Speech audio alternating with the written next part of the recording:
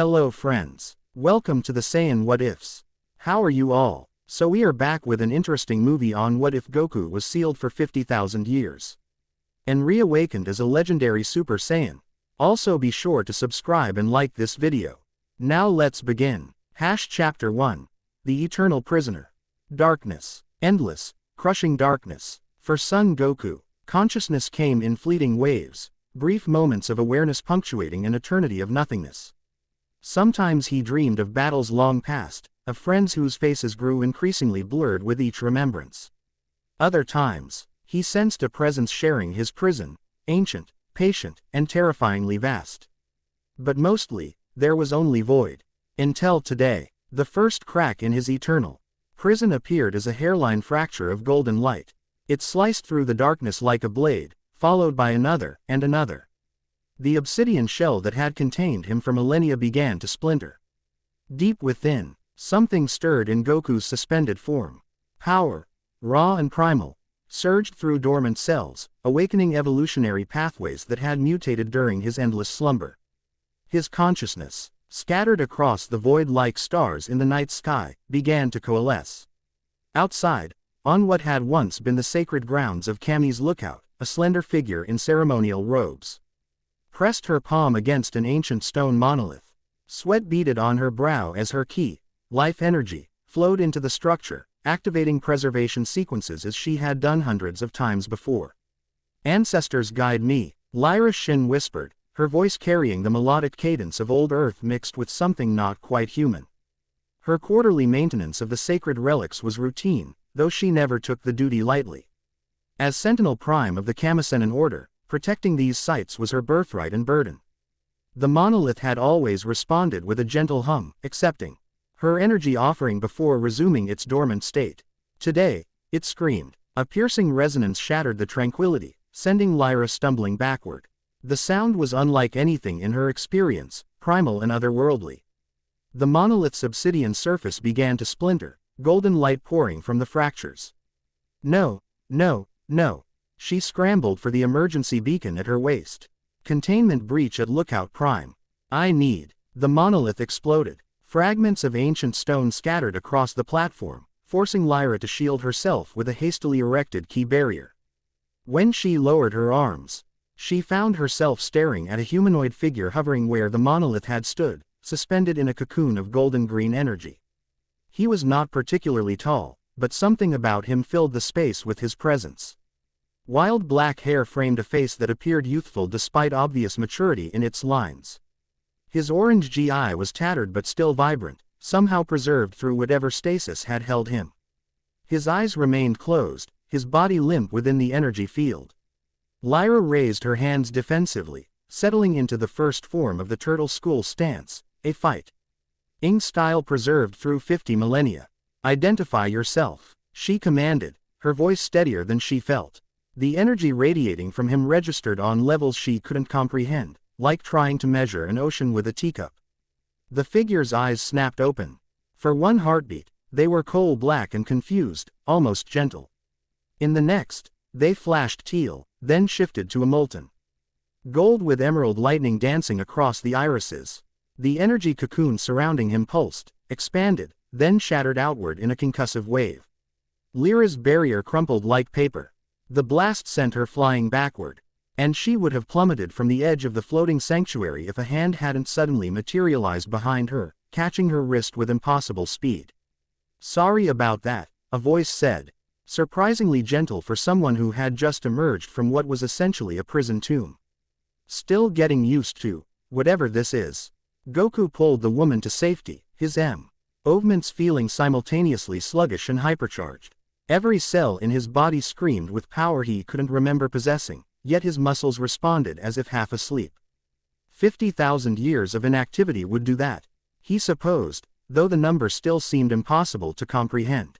50,000 years. The knowledge had simply appeared in his mind upon awakening, as if someone, or something, had planted it there during his imprisonment. 50,000 years since he had made the decision to seal himself away with Chronos, an entity of such cosmic destructive potential.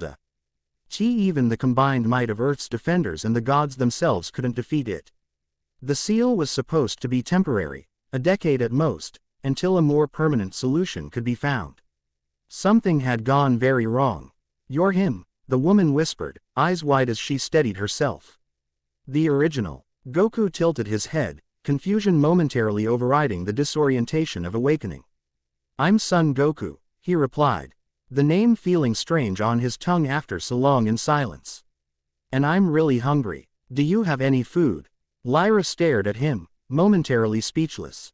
The NT texts described the progenitor warrior as a being of unimaginable power and wisdom, whose sacrifice had saved reality itself. They failed to mention he would ask for a snack upon returning. "You can't be," she finally managed. "Son Goku is a myth. A story told to Kamisenin initiates." "I'm pretty sure I'm real," Goku replied, patting his chest and arms as if to confirm his own solidity. "At least, I feel real. Hungry real." He looked around, taking in their surroundings for the first time. "This is different." The lookout had changed dramatically. The simple palatial structure had been replaced by a complex of crystalline buildings that seemed to grow organically from the platform itself. The endless blue sky remained familiar, but in the distance, flying vehicles with designs unlike anything Goku had ever seen streaked between floating islands that definitely hadn't been there before. "What happened to Den's place?" he asked, scratching the back of his head. That casual gesture, so human, so at odds with the power she sensed within him, finally convinced Lyra that she might indeed be standing before the legendary figure whose blood ran in her own veins, however diluted by time. "Supreme Guardian Den descended to the celestial realm 48,000 years ago," she explained carefully, as one might speak to someone who had suffered a head injury. "This has been the sanctuary of remembrance for over 30 millennia." Goku's expression fell, the information hitting him like a physical blow. 48. "Then everyone is gone," Lyra confirmed, her voice softening despite her wariness. "If you truly are Son Goku, then everyone you knew has been dust for countless ages." The Saiyan's shoulders slumped momentarily, the weight of 50,000 years of loss finally registering. Bulma, Vegeta, Gohan, Goten, Chi-Chi, Piccolo, Krillin, all gone. Not just dead, as he had experienced before, but gone beyond even the possibility of reunion. The Dragon Balls, the afterlife as he knew it, the very structure of reality had likely changed in ways he couldn't yet comprehend. Then his stomach growled loudly, breaking the moment. "I really need to eat first," he said pragmatically. "Then you can tell me everything that's happened. I've got a lot of catching up to do." Lyra couldn't help the startled laugh that escaped her. "You're either he genuine article or the most convincing imposter imaginable." Before Goku could respond, alarms began to sound throughout the sanctuary. Red lights pulsed along pathways that had appeared dormant moments before. "Proximity alert," Lyra explained, suddenly all business. She pressed a crystal at her wrist, projecting a holographic display.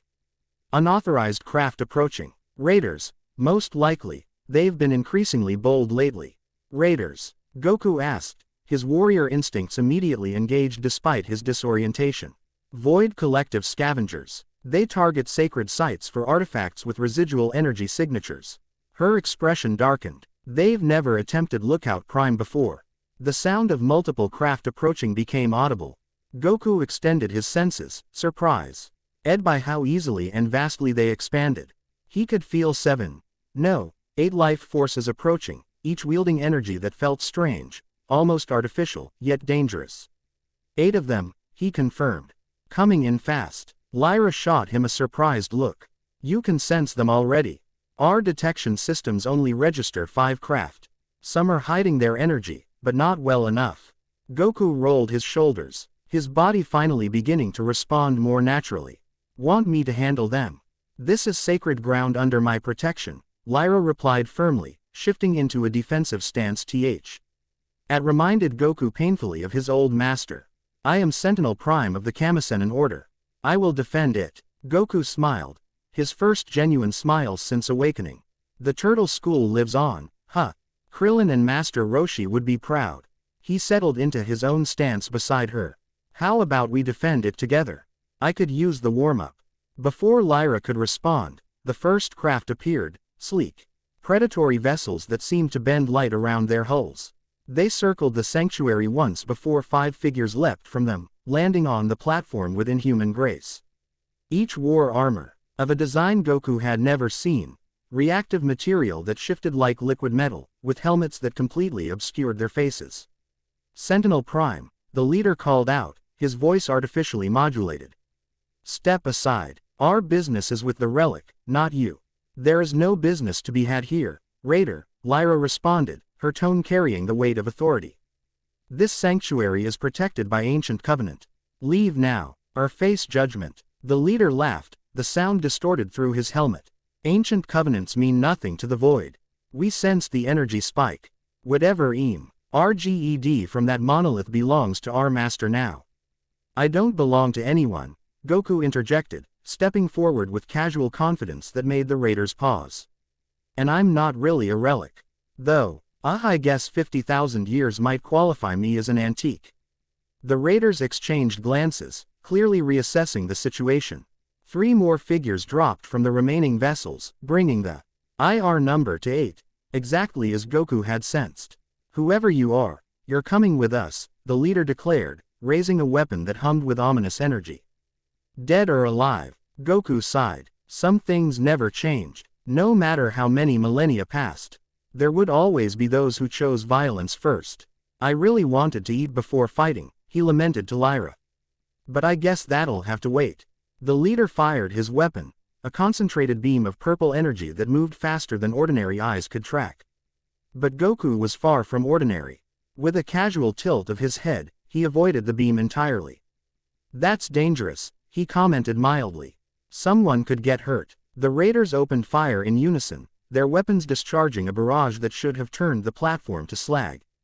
Goku moved with fluid grace, each step precisely calculated to avoid the deadly beams while simultaneously placing himself between the attackers and Lyra. To the Sentinel Prime's enhanced perception, it appeared as if Goku were dancing between raindrops. No movement wasted, no effort exaggerated, just perfect, efficient motion that made the coordinated assault look clumsy by comparison. "Impossible," one raider hissed. "Nothing moves that fast." "I'm actually still pretty sluggish," Goku replied conversationally, appearing suddenly beside the speaker. "Been asleep a long time." The raider swung his weapon like a club, only to hit empty air as Goku casually leaned away from the blow. With a light tap, barely a touch, Goku sent the attacker flying across the platform to crumple unconscious against a crystal spire. "One down," he noted cheerfully. 7 to go, unless you folks want to reconsider." The raiders responded by activating energy blades that extended from AR gauntlets, vibrating constructs of the same purple energy their weapons had fired. "Neat trick," Goku acknowledged before disappearing from view. To the raiders, he simply vanished. To Lyra, he became a blur of orange and blue, moving with such speed that reality itself seemed to bend around him. 3 more raiders fell in the span of heartbeats, their armor cracked and weapons shattered, though Goku had clearly calibrated his strikes to avoid fatal damage. The remaining 4, including the leader, backed away in formation, their body language shifting from aggressive to defensive. "What are you?" the leader demanded, his modulated voice unable to fully mask his fear. Goku reappeared before them, not even breathing hard. "I told you, I'm Son Goku, and I'm really hungry, so let's wrap this up." Son Goku is a myth, the leader insisted, though with less certainty. "A story invented by the Kamisen in order to maintain their relevance." "I've been called a lot of things," Goku replied with a shrug. "But myth is new. Look, I don't want to hurt you, but you attacked us first, and this is apparently sacred ground, so." The leader made a sharp gesture, and the raiders' R began to pulse with the same purple energy as their weapons. "Void Enhancement Protocol," he commanded. "Full spectrum." Their forms blurred as the armor seemed to meld with their bodies, creating chitinous exoskeletons that bristled with energy. Their life signatures changed, becoming something less than human but more than machine, a hybrid that sent a chill down Goku's spine. "That's not good for you," he observed, his expression growing serious for the first time. "Whatever that energy is, it's consuming your life force." "Our lives for the void," they intoned in unison, their voices now completely inhuman. They attacked as one, moving with significantly enhanced speed and coordination. Their strikes left trails of corrupted energy that lingered in the air like toxic smoke. Goku weaved between them, his expression troubled as he analyzed their movements and the nature of the power they wielded. This energy felt wrong, fundamentally opposed to the natural flow of ki. It reminded him uncomfortably of the presence he had sensed in his prison. Not Chronos itself, but something connected to it. Lyra, he called out, what exactly is the Void Collective? The Sentinel Prime had engaged the leader, her fighting style a refined evolution of the Turtle School techniques that incorporated elements Goku recognized from multiple martial arts traditions. She moved with impressive skill, though the enhanced raider was clearly pushing her to her limits. Cultists, she grunted, deflecting a strike that would have severed her arm. Worship something they call the primordial void. Believe it will consume reality and remake it. Been gaining influence for centuries. Goku nodded, understanding dawning. I think I know what they're really worshipping, and it's not good news. He caught the fist of one enhanced raider, the impact creating a shockwave that cracked the crystal walkway beneath them. With careful restraint, still unsure of his enhanced strength, Goku applied precisely enough pressure to force the raider to his knees. That power is killing you, he told the struggling figure. Let it go before it's too late. The void consumes all. The raider SSED through mandible-like protrusions that had formed where his mouth should be. Even you, progenitor. A surge of the corrupted energy erupted from the raider's body, forcing Goku to release him and leap back. All four enhanced raiders converged on a central point, their exoskeletons melding together in a disturbing display of unnatural fusion. We are void in flesh, the amalgamated entity proclaimed in a multi-layered voice. The first of many. Our master stirs, awakened by your return, destroyer. The creature towered over them, a chitinous monstrosity of fused bodies and corrupted energy. Purple lightning crackled across its surface as it gathered power for an attack that would likely obliterate the entire sanctuary. Lyra, Goku said calmly, get behind me. I can fight, she protested. Though her energy reserves were clearly depleted from the intense exchange. I know you can, he replied with genuine respect. But this is something else. Something connected to why I was sealed away. Recognition flashed across Lyra's features. You truly are him, she whispered, finally accepting the truth fully. The texts speak of a cosmic threat you contain through self-sacrifice. Goku nodded. Chronos. And I think its influence is what's corrupting these people. Which means my seal didn't hold. The void creature roared, releasing a beam of concentrated corruption toward them. Goku stepped forward, his expression shifting from casual confidence to focused determination. He raised one hand, palm outward.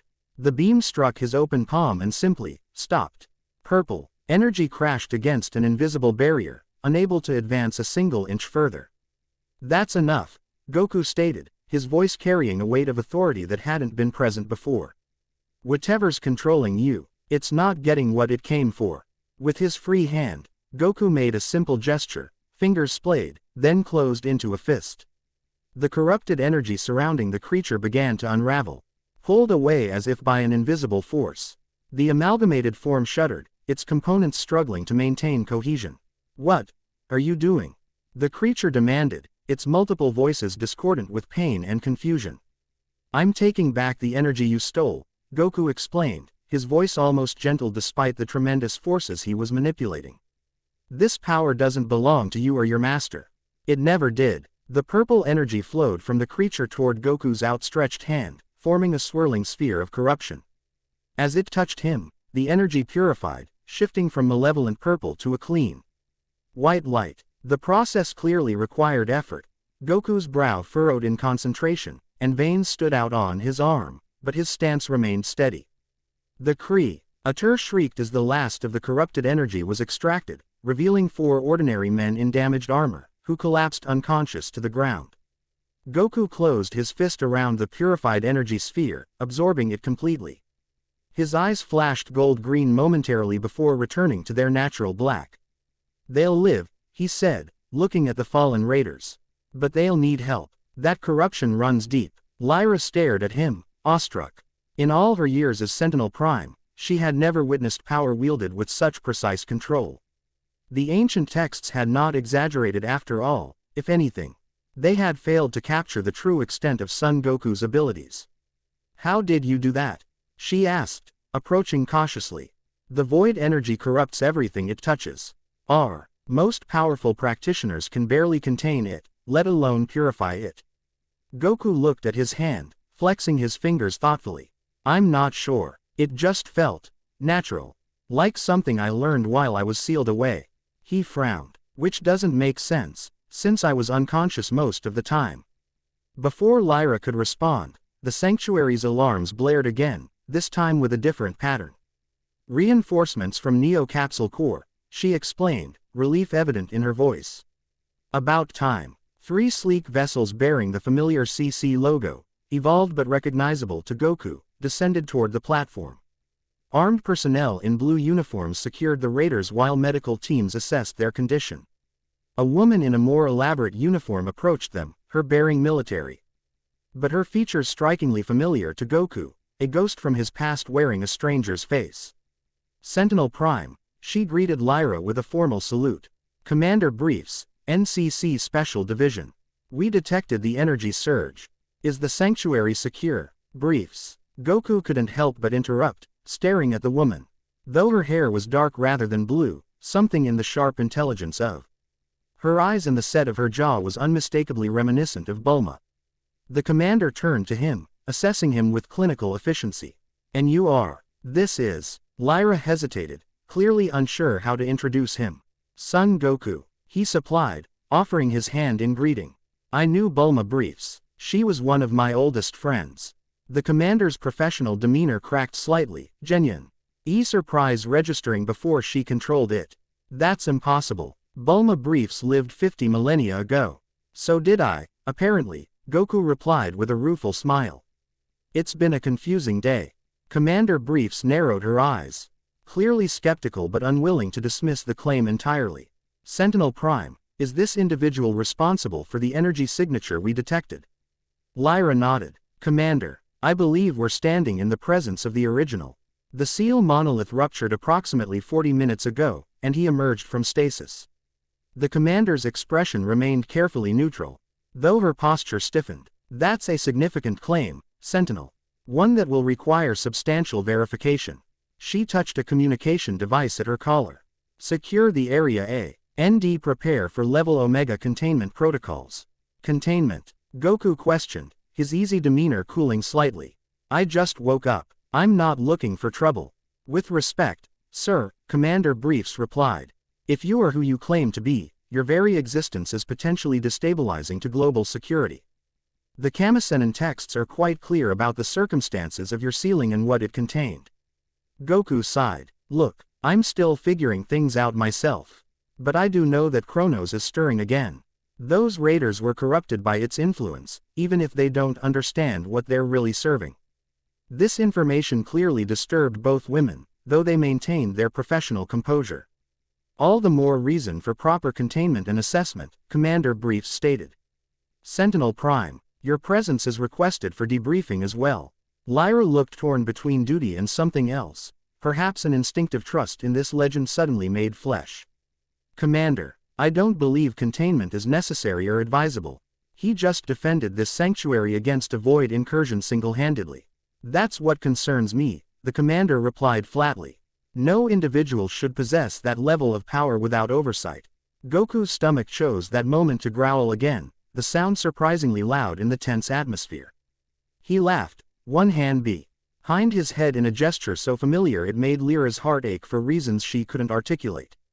"Before anyone contains anybody, could we maybe get some food?" he asked. "I haven't eaten in 50,000 years. And I was pretty hungry even before that." The absurdity of the request in the midst of such a serious security situation seemed to throw Commander Briefs off balance.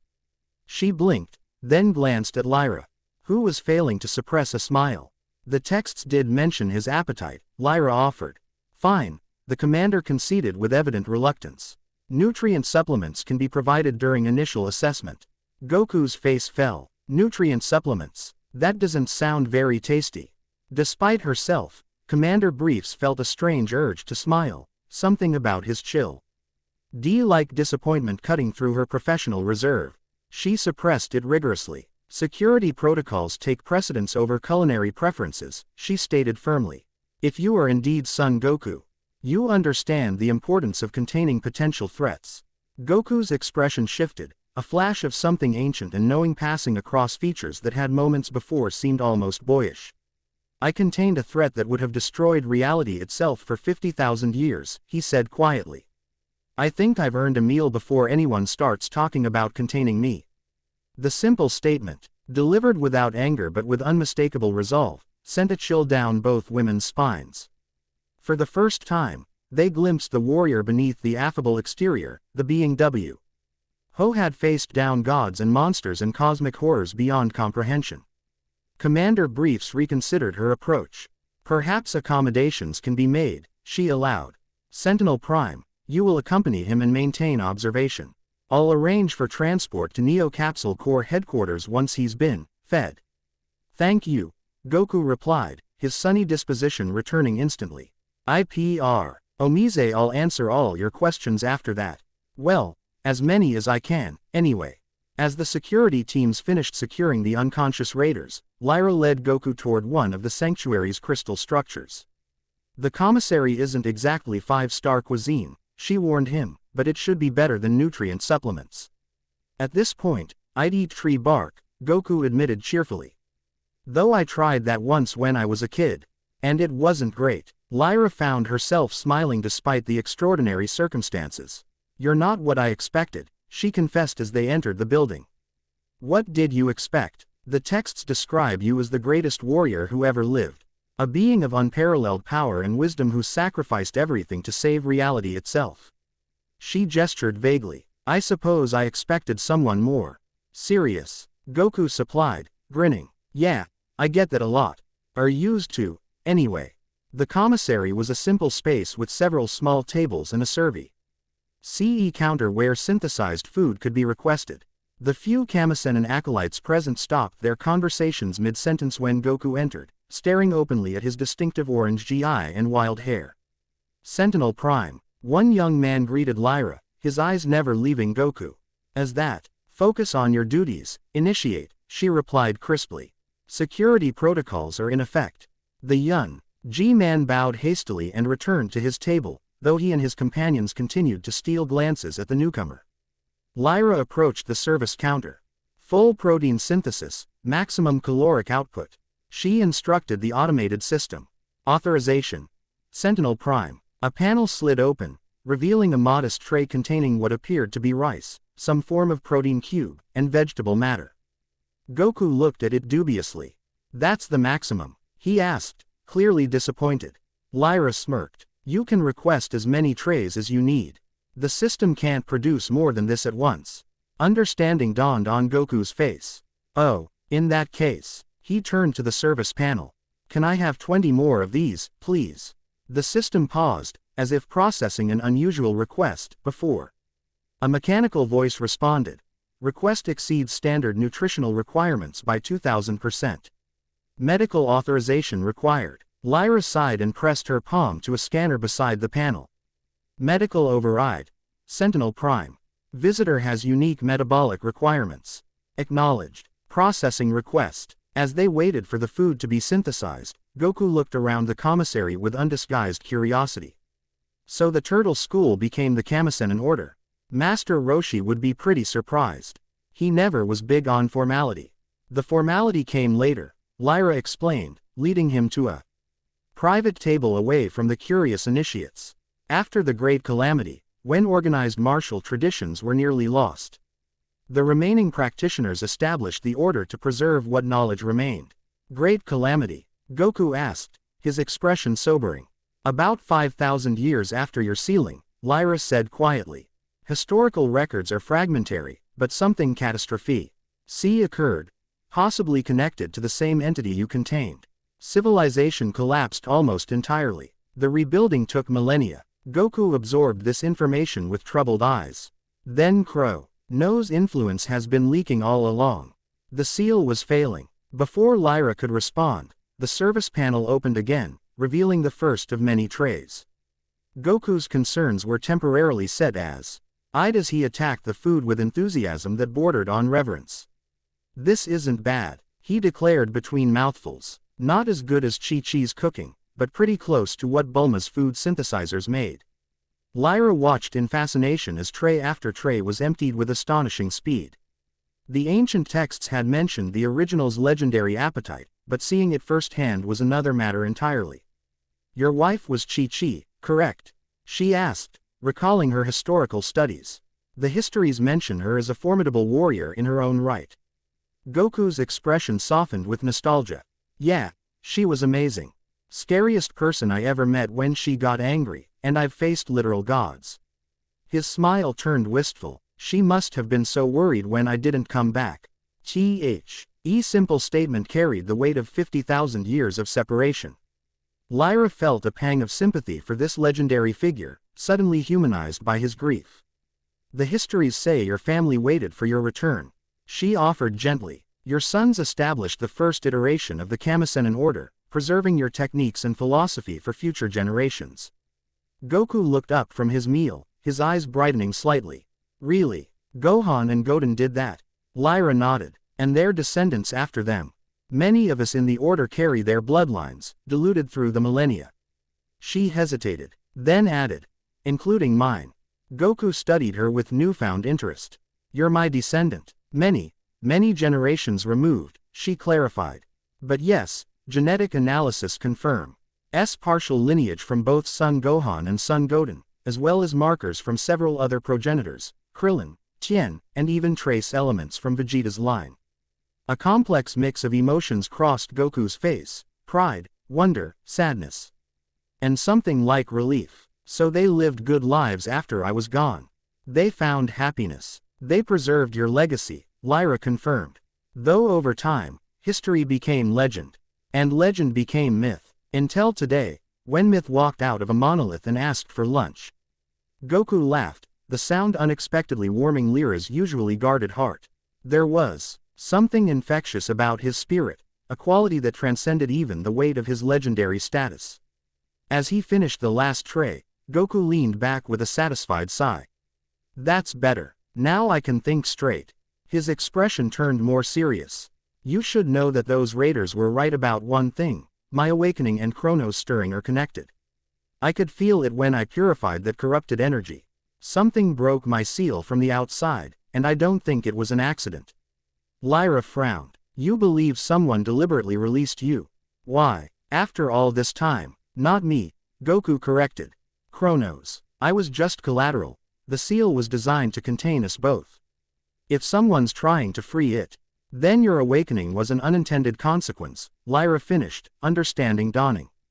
"But who would want to release an entity capable of unmaking reality? Even the Void Collective couldn't be that nihilistic." "Someone who thinks they can control it," Goku suggested grimly. "Which means we have a bigger problem than just my adjustment to this new world."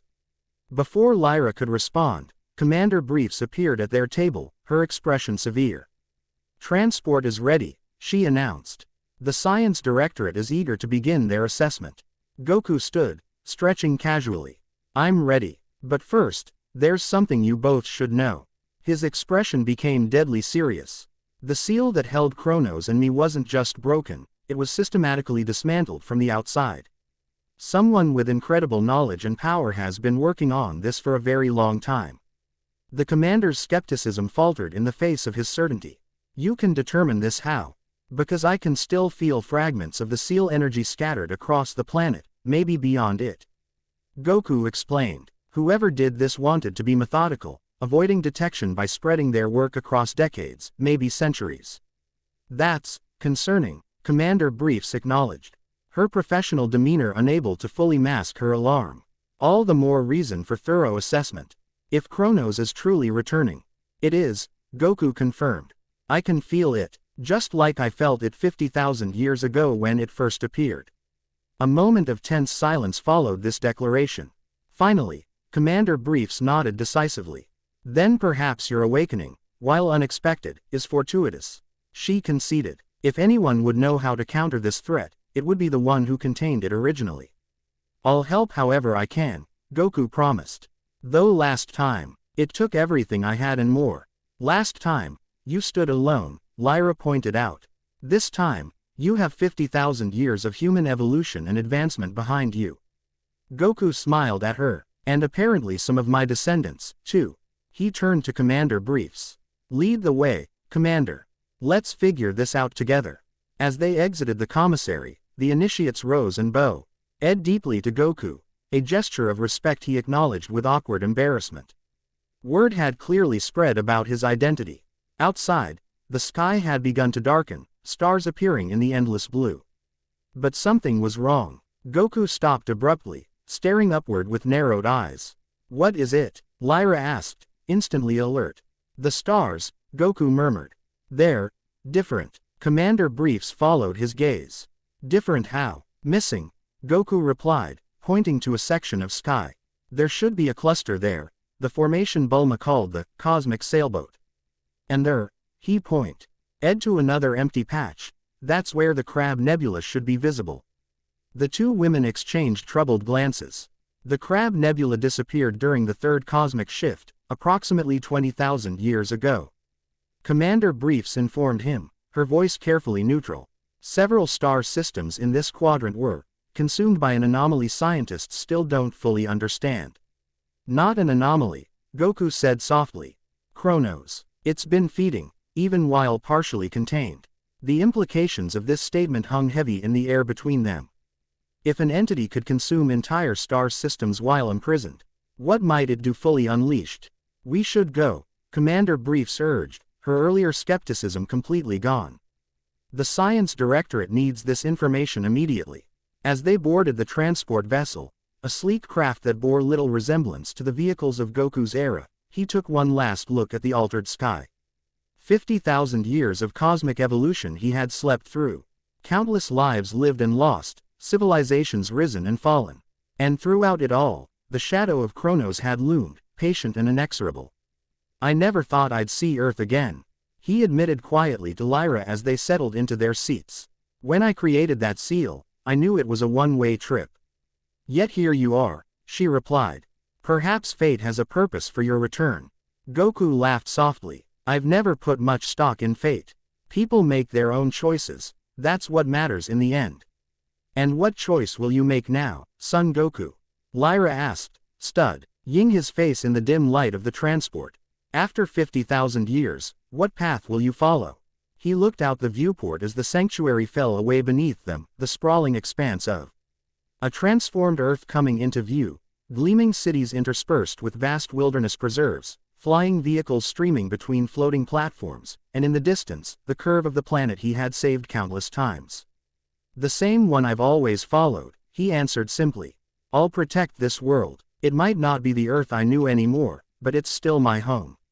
The transport accelerated, cutting through the darkening sky toward Neo Capsule Corps headquarters, and whatever future awaited the once and future savior of Earth. As they flew, Goku felt something stir deep within his altered cells, power unlike anything he had known before, evolving and adapting during his long imprisonment. Golden-green energy flickered momentarily around his fingertips before he suppressed it, drawing curious glances from both women. Whatever he had become during those 50,000 years of stasis, whatever transformation his Saiyan biology had undergone, one thing remained constant. His determination to protect those who couldn't protect themselves. The faces might be different, the world unrecognizable, but that purpose remained unchanged. Chronos was returning, and this time, Son Goku would find a way to destroy it permanently, or die trying. Again. Chapter 1 End Chapter 2, Legacy of the Saiyans. The Neo Capsule Corps headquarters dominated the skyline of New West, Earth's administrative capital. Unlike the sleek, dome-shaped building of Bulma's era, this incarnation spiraled upward in a double helix of crystalline material that shimmered with internal light. Sibly thin walkways connected various segments without visible supports, while anti-gravity platforms ferried personnel between levels. For Goku, stepping into the central atrium felt like walking in to one of Bulma's wilder theoretical designs suddenly brought to life. The space buzzed with activity, scientists in color-coded uniforms, security personnel with weapons that seemed to phase between solid and energy states. and autonomous assistant drones that reminded him vaguely of miniature Namekian spaceships. "This is impressive," he managed, trying not to gawk like the country boy Chi-Chi had occasionally accused him of being. Commander Briefs allowed herself a small smile of pride. The Neo Capsule Core represents humanity's pinnacle of achievement in techno-organic integration. Ave carried Bulma Brief's vision forward across 50 millennia. "She'd be happy about that," Goku said softly. "Though she'd probably be redesigning everything within an hour of seeing it." The C. Amander's professional mask slipped momentarily, genuine curiosity breaking through. Was she really that brilliant? The historical records suggest her intellect was almost superhuman. "Bulma," Goku laughed. "She built a dragon radar as a teenager, created time travel technology, and figured out how to reverse engineer alien spacecraft that were thousands of years beyond Earth's science. And she'd get really mad if you acted surprised about any of it." Something in the commander's expression softened. "You speak of her as if it were yesterday. For me, it almost was." Goku glanced at the commander more carefully. "You really are related to her, aren't you? I can see it in your eyes." Commander Briefs straightened her shoulders. "All high-ranking NCC personnel carry some genetic heritage from the founding families. Mine includes a 3.7% match to Bulma Brief's preserved genetic material." 3.7%. Goku whistled. "After 50,000 years, that's pretty impressive." "Selective genetic preservation," Lyra explained as they walked through the atrium toward a restricted section. "After the Great Calamity, humanity nearly went extinct. The survivors used preserved genetic samples from historically significant individuals to diversify the remaining population." Goku absorbed this information with surprising equanimity. "So there are little pieces of everyone I knew scattered throughout humanity now. That's kind of nice, actually. Like they never really disappeared completely." Before either woman could respond, a soft chime sounded, and a holographic notification appeared before Commander Briefs. She frowned slightly as she read it. "Change of plans," she announced. "The Science Directorate has been overruled. We've received a priority communication from the Galactic Confederation Council. They're sending a diplomatic envoy to meet with you immediately." "Galactic Confederation," Goku repeated, his expression brightening. "Earth joined up with other planets. That's great." Lyra and Commander Briefs exchanged looks that suggested the situation was more complicated than Goku's enthusiastic assessment. "Earth is a founding member of the Confederation," Lyra explained carefully. "After first contact approximately 15,000 years ago, humanity expanded to several neighboring star systems before the Proxima conflict necessitated mutual defense agreements. We've maintained generally peaceful relations since the Concordat of Io," Commander Briefs added, "though political tensions have increased in recent decades with the emergence of the Stellar Alliance as a competing power." Goku blinked. "That sounds complicated." "Interstellar politics usually is," Commander Briefs replied dryly. "Especially with over 200 member species, each with their own agendas." They had reached a secure doorway that scanned each of them thoroughly before sliding open to reveal a conference room unlike any Goku had ever seen.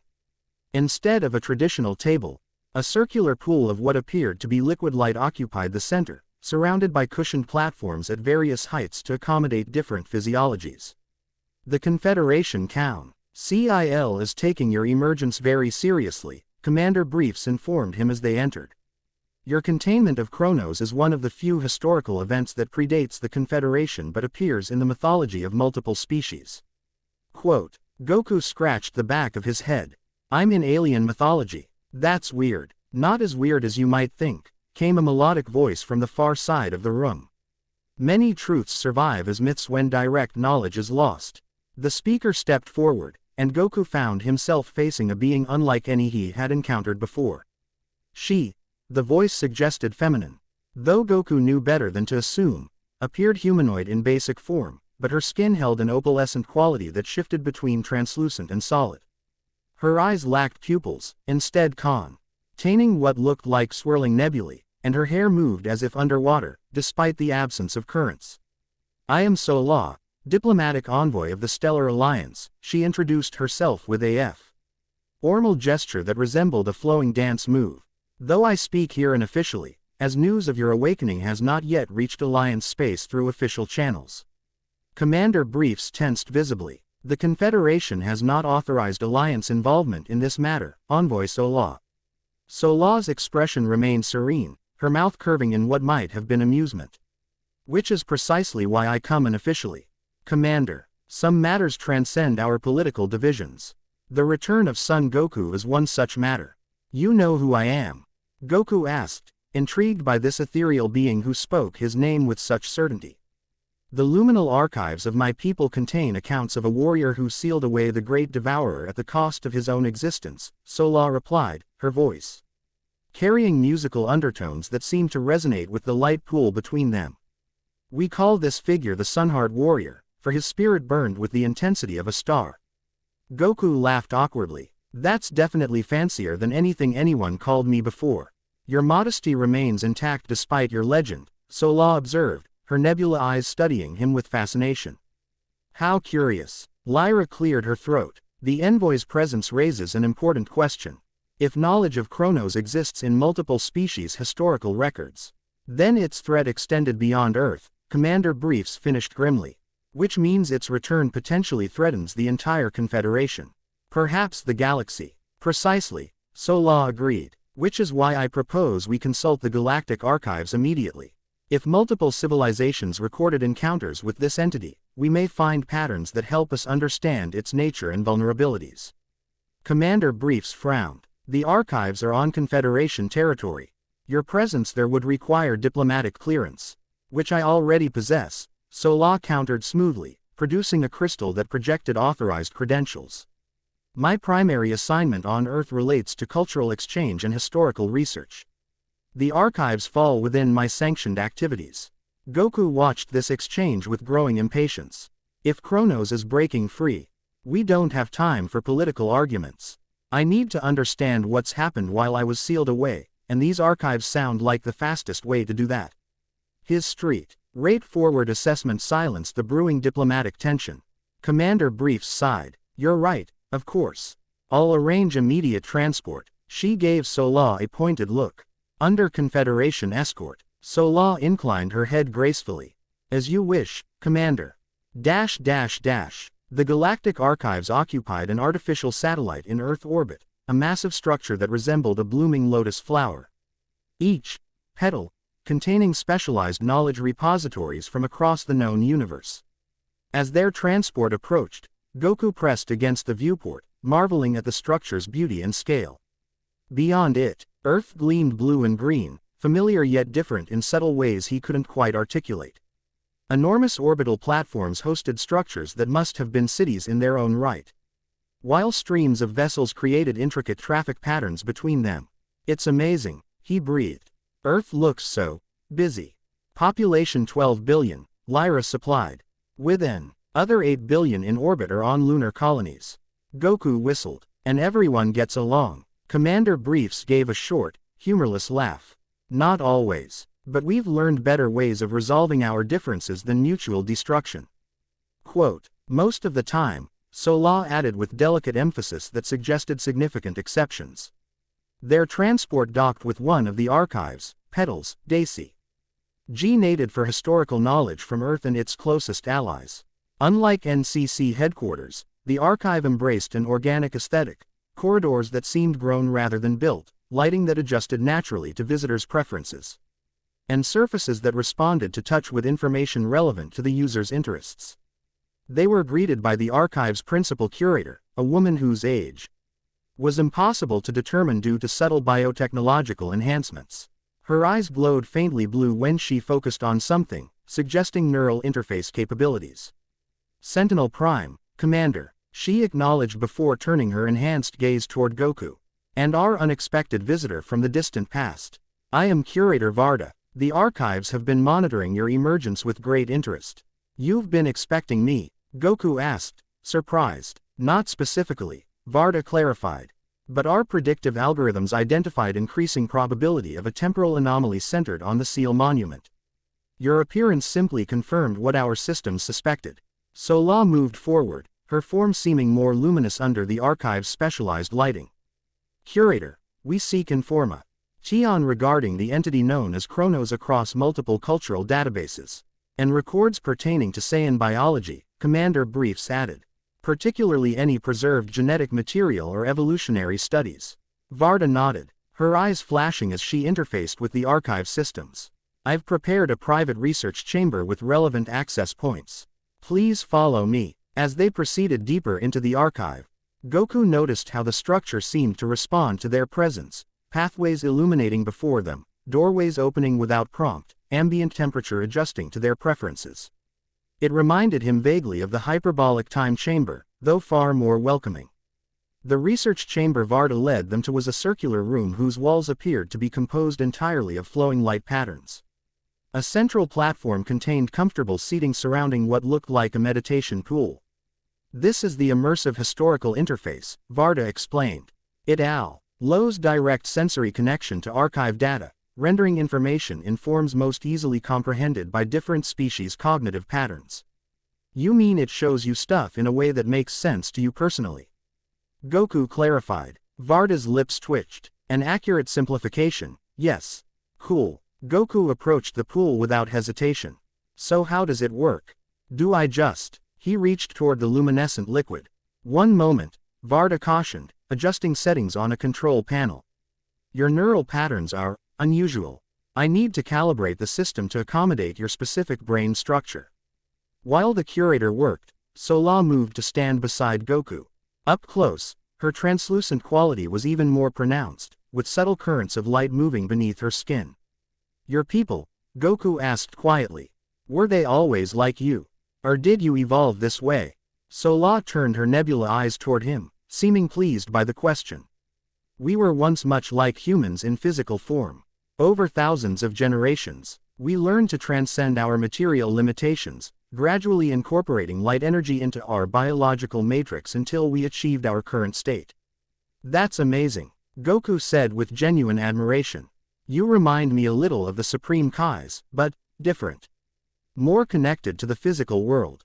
Supreme Kais, Sola repeated, interest evident in her melodic voice. Your era's divine hierarchy, yes. The Alliance would be fascinated to learn more about these beings. Our historical records mention them only in passing. Before Goku could respond, Varda announced. Calibration complete. You may now interact with the interface. Goku approached the pool again, this time slowly extending his hand into the luminescent liquid. It felt neither wet nor dry, more like dipping his fingers into pure energy. The sensation was pleasant, reminiscent of channeling ki during meditation.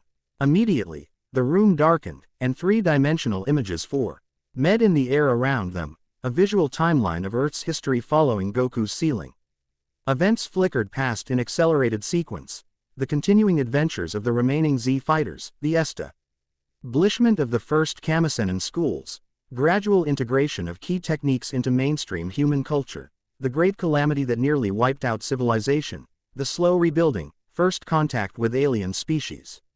Earth's expansion to the stars, the founding of the Galactic Confederation. Goku absorbed it all with wide-eyed fascination, occasionally asking questions that caused the interface to pause and elaborate on specific events. The others watched silently, observing his reactions to 50,000 years of history condensed into a visual presentation. So much has happened, he murmured as the timeline reached the present era, and Chrono's influence has been felt multiple times throughout. Indeed, the interface had highlighted several historical periods where unusual GY signatures matching Chrono's pattern had been detected, each coinciding with significant upheavals or conflicts across multiple worlds. The pattern suggests a cyclical awakening, Commander Briefs noted, analyzing the data with clinical precision. Approximately every 8 to 10,000 years, these energy spikes occur, followed by periods of increased conflict or natural disasters. But never a full manifestation. Lyra added, the seal has held, at least partially, until now. Sola moved her hand through the display, enhancing certain elements. My people recorded similar phenomena. We call them the Great Convergences, times when the barriers between dimensions thin, allowing entities from beyond to influence our reality.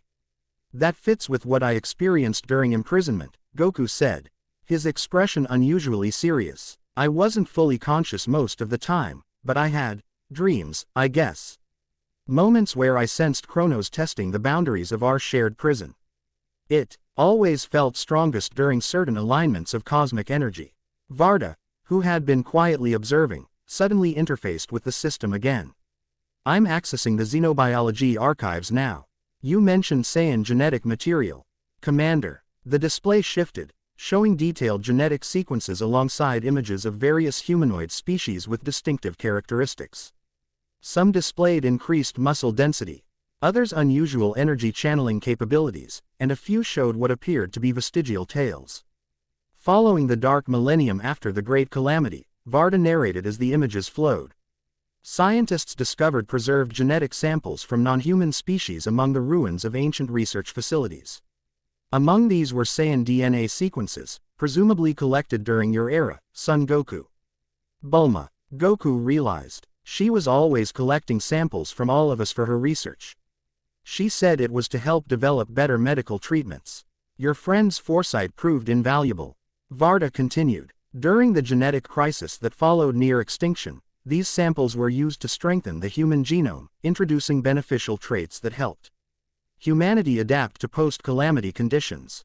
The display showed successive generations of humans with subtle Saiyan characteristics, greater resilience, enhanced strength, increased longevity, and in rare cases, rudimentary key manipulation abilities. Approximately 20,000 years ago, a more direct approach was attempted, Varda explained as the images shifted to show what appeared to be deliberate genetic engineering. The Neo-Saiyan initiative sought to recreate pure Saiyan bloodlines from the preserved genetic material. That sounds problematic, Lyra commented, frowning at the display. Indeed, Varda agreed. The resulting individuals displayed extraordinary physical capabilities but struggled with severe psychological issues. The project was ultimately abandoned, but N.O.T. before establishing several isolated communities of Neo-Saiyans who continue to exist in remote regions of the Confederation. Goku watched these revelations with a complex mixture of emotions. So parts of the Saiyan race survived. In a way, Vegeta would have complicated feelings about that. The Neo-Saiyans have developed a distinctive warrior culture, Commander Briefs added, studying the data. Though it bears little resemblance to what historical records describe of original Saiyan society. They're more disciplined, less conquest-driven. They worship a figure they call the original, Sola observed, highlighting a portion of the display showing ritualistic practices. A warrior of unparalleled power who ascended beyond physical limitations. Goku blinked in surprise. That can't be me. I never wanted anyone worshipping me. Mythologization occurs naturally across extended timeframes, Varda explained matter-of-factly. The historical Son Goku became the legendary Unheart warrior became the divine original. Same individual, viewed through increasingly distorted historical lenses. That's really uncomfortable, Goku admitted, withdrawing his hand from the interface. The display remained active but stopped advancing. I'm just a fighter who happened to get really strong. Nothing special about that. Lyra gave him a look that suggested she strongly disagreed with this assessment but chose not to argue. Commander Briefs redirected the conversation. Curator, can the archives provide any insight into vulnerabilities in Chronos' composition or nature? Anything that might help us develop countermeasures. Varda interfaced with the system again, displaying multiple ancient texts and scientific analyses from various civilizations. Limited informatio. N exists regarding its fundamental nature. Most accounts describe it as a trans-dimensional entity that exists primarily as energy but can manifest physically by consuming sufficient power from our reality. That tracks with what I experienced, Goku confirmed. It didn't have a fixed form. It kept changing, adapting to whatever it encountered. The more it consumed, the more solid it became. And you defeated it how, precisely? Commander Briefs pressed, her analytical mind seeking practical solutions. Goku shook his head. I didn't defeat it. No one could. That's why I had to seal us both away. The Supreme Kai taught me a containment technique that required, well, basically feeding it my own life force continuously to keep it dormant. We thought someone would figure out a permanent solution eventually. But the knowledge was lost, Lyra concluded softly. After the Great Calamity, much of the spiritual technology from your era disappeared. The Kamisenan Order preserved what fighting techniques we could. But the divine knowledge, A somber silence fell over the group as the magnitude of their situation became clearer. Without the original sealing technique or divine intervention, containing Chronos again might prove impossible. The silence was broken by a sudden, sharp alarm from Commander Brief's communication device. She checked it, her expression immediately hardening. Global alert. Multiple technology failures occurring simultaneously across Earth and orbital facilities. She looked up, eyes narrowing. Patterns consistent with the energy signature we just identified as Chronos. As if to confirm her words, the archive interface flickered, its stable display distorting momentarily before restabilizing. Throughout the chamber, lights dimmed and surged in irregular patterns. The archive's primary systems are shielded against most forms of interference, Varda noted, concern evident in her usually clinical tone. If something is affecting them, it's starting, Goku said grimly. Chronos is gathering power, disrupting technology as a side effect. I felt something similar when it first appeared in my time. Electronic devices failed randomly near concentrations of its energy. Commander Briefs was already moving toward the exit, her professional training taking over. We need to return to NCC headquarters immediately. If these disruptions continue, her communication device shrieked again, this time with an emergency tone that made everyone tense. Attack in progress, she reported after checking the message, her voice tight with controlled alarm. New West Capital Center, multiple hostiles with energy weapons and some kind of biological enhancements. They're calling themselves Void Collective. The same group that attacked the sanctuary, Lyra realized. But on a much larger scale. Goku's expression shifted, the casual, almost naive demeanor replaced by the focused intensity of a warrior. Take me there, he said simply. I can help. Commander Briefs hesitated only briefly before nodding. Our fastest transport can reach New West in 6 minutes. But I must warn you, this is a populated civilian area. Collateral damage must be minimized. Don't worry about that, Goku assured her with unexpected conviction. I've had a lot of practice fighting in places where people could get hurt. Protecting bystanders comes first. This declaration seemed to satisfy the commander. Very well, Sentinel Prime, you'll accompany us. Curator, please continue analyzing the archive data for anything that might help us understand what we're facing. I will join you as well, Sola stated rather than asked, her nebulous eyes swirling with intensity. The Stellar Alliance has extensive experience with energy pattern disruption. My abilities may prove useful. With no time to argue, Commander Briefs simply nodded curtly and led them toward the docking bay at a rapid pace. As they hurried through the archive's corridors, Goku noticed more pronounced technological glitches, lights fluctuating, doors operating erratically, information displays corrupting mid-sentence. It's getting worse, he observed. The corruption is spreading faster than I expected. Quote, this follows the pattern recorded during previous energy spikes, Sola confirmed, her form seeming to stabilize and become more solid as she moved. Though at significantly greater intensity. They reached the docking bay to find personnel dealing with multiple system failures. Commander Briefs bypassed the automated protocols, using manual overrides to secure their transport, a sleek, arrow-shaped vessel designed for rapid atmospheric entry. As they boarded, Goku paused at the entry hatch, looking back toward Earth visible through the bay's massive windows. For a moment, his vision seemed to shift, showing him not the beautiful blue-green planet but a world wrapped in purple-black tendrils of malevolent energy. He blinked, and the vision disappeared. But the memory remained, along with absolute certainty that it wasn't imagination but a glimpse of what would come if Chronos fully awakened. Are you all right? Lyra asked, noticing his hesitation. Goku nodded, his expression resolute. Let's go. People need help. New West rose from what had once been the Pacific coast of North America, a gleaming metropolis of impossible architecture. Reware buildings didn't simply reach for the sky but seemed to defy gravity entirely. Spiraling towers connected by transparent walkways, floating gardens, and holographic displays visible for miles created an urban landscape that would have been unimaginable in Goku's era. Now, that landscape was burning. From their approach vector, they could see multiple impact points where explosions had devastated public spaces. Several structures were engulfed in flames that burned with unnatural purple-black energy, resisting conventional suppression efforts. Emergency response vehicles darted between buildings, their lights creating a chaotic pattern against the smoke-darkened sky. Central Administrative District, commander briefs reported grimly as their transport cut through atmospheric turbulence. Planetary Council headquarters, transportation nexus, and residential zones housing approximately 3 million citizens. Casualty estimates, Lyra asked, already checking her equipment. A simple staff that presumably amplified her key abilities, and a communication device synced to emergency services. Unknown. Communications are degrading rapidly. The commander's hands flew across control interfaces, compensating for increasing system instability. We'll need to establish a command post on the ground. Standard protocols. No time. Goku interrupted, moving toward the transport's hatch. I can sense multiple power signatures, some human, some, not anymore. The corruption is spreading through people, not just technology. Commander Briefs stared at him. You can detect that from here. Our sensors are barely functioning at half range. It's getting easier to sense Chrono's energy, Goku explained, a troubled expression crossing his face.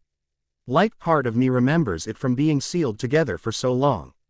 Quote, before anyone could respond to this disturbing insight, the transport shuddered violently, alarms blaring throughout the cabin. Direct hit, the commander shouted, fighting for control as the vessel plummeted toward the city below. Propulsion systems failing. Sola moved with unexpected grace despite the violent turbulence, her form shifting partially to pure light as she interfaced directly with the failing systems. Rerouting emergency power, she announced, her voice harmonizing with the ship's warning tones. Stabilization at 28% capacity. Not enough for controlled landing, Commander Briefs responded tersely, her hands moving across emergency protocols with practiced efficiency. Impact in 40 seconds. Brace for. No need, Goku stated calmly, placing his hand against the transport's hull. Everyone hold on to something and trust me.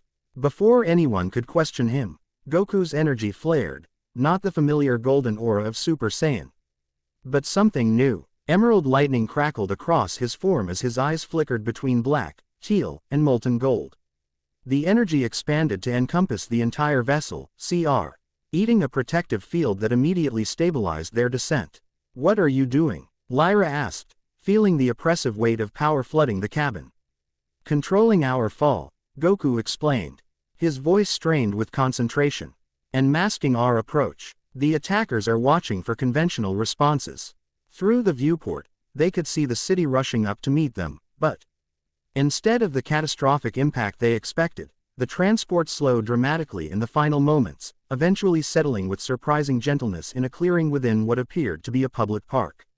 As the engines whined into silence, Goku released his energy field, taking a deep breath. That was tougher than I expected, he admitted. Still getting used to whatever this is. Sola was staring at him with undisguised fascination. You channeled energy directly through the ship's hull without disrupting its structural integrity. That should be theoretically impossible. I just sort of asked the metal to work with me instead of against me, Goku explained with a shrug that did nothing to clarify his methodology. Let's focus on helping people. I can sense several clusters of trapped civilians about half a kilometer north. Commander Briefs had already activated emergency protocols, transforming portions of her uniform into more combat-ready configuration. My Security TIE team will rendezvous at these coordinates if communications allow, she stated, checking weapons that seemed to shift between solid and energy states. Our priority is civilian evacuation and containment of the Void forces. I'll handle evacuation, Lyra volunteered, her Kamisenin training ideally suited for search and rescue operations. I will address the technological disruptions, Sola added, her form already partially phasing between solid and light states. My energy signature may stabilize affected systems temporarily. Goku nodded, a familiar pre-battle calmness settling over him. I'll deal with whoever's causing this. I can sense a concentration of corrupted energy at the center of the attack zone. As they exited the transport, the full scale of the disaster became apparent. What had looked like isolated incidents from above was revealed as a coordinated assault that had left large portions of the city in ruins. The distinctive purple-black energy they now recognize. As Chrono's corruption clung to damaged structures like malevolent fog, spreading slowly outward from impact points. Emergency responders struggled against both conventional dangers and the spreading corruption, which seemed to affect not only technology but organic matter as well. Several trees near their landing site were twisted into unnatural shapes, their bark darkened and branches reaching downward like grasping hands. This isn't just an attack, Commander Briefs observed grimly. It's a conversion process, similar to what happened with the raiders at the sanctuary, but on a massive scale, Lyra agreed. They're trying to create a foothold for Chronos in our reality. Goku studied the spreading corruption with narrowed eyes. It's not just spreading randomly. There's a pattern, like it's being directed toward specific points. He pointed to several distant locations where the purple-black energy seemed more concentrated. Those are focal points, channeling the energy toward something at the center. A summoning ritual, Sola suggested, her species' ancient knowledge of dimensional boundaries providing insight the others lacked. Creating a stable entry point for A.T. Rand's dimensional entity would require precisely such an energy distribution pattern. Then we need to disrupt it, Commander Briefs concluded. Target those focal points and... No, Goku interrupted, surprising them with his certainty. Attacking the focal points directly would just release the contained energy explosively. We need to purify it, like I did with the raiders. On this scale, Lyra asked skeptically, that's orders of magnitude more corruption than what you purified before. Goku's expression remained determined. I need to try. You three focus on evacuation and containing the void forces. I'll handle the corruption. Before anyone could argue further, the ground shook violently as another explosion ripped through a nearby building. Screams became audible as civilians fled the collapsing structure. No more time for planning, Commander Briefs declared. Execute your assigned tasks and maintain communication if systems allow. Rendezvous here in 60 minutes or at secondary location if this position is compromised.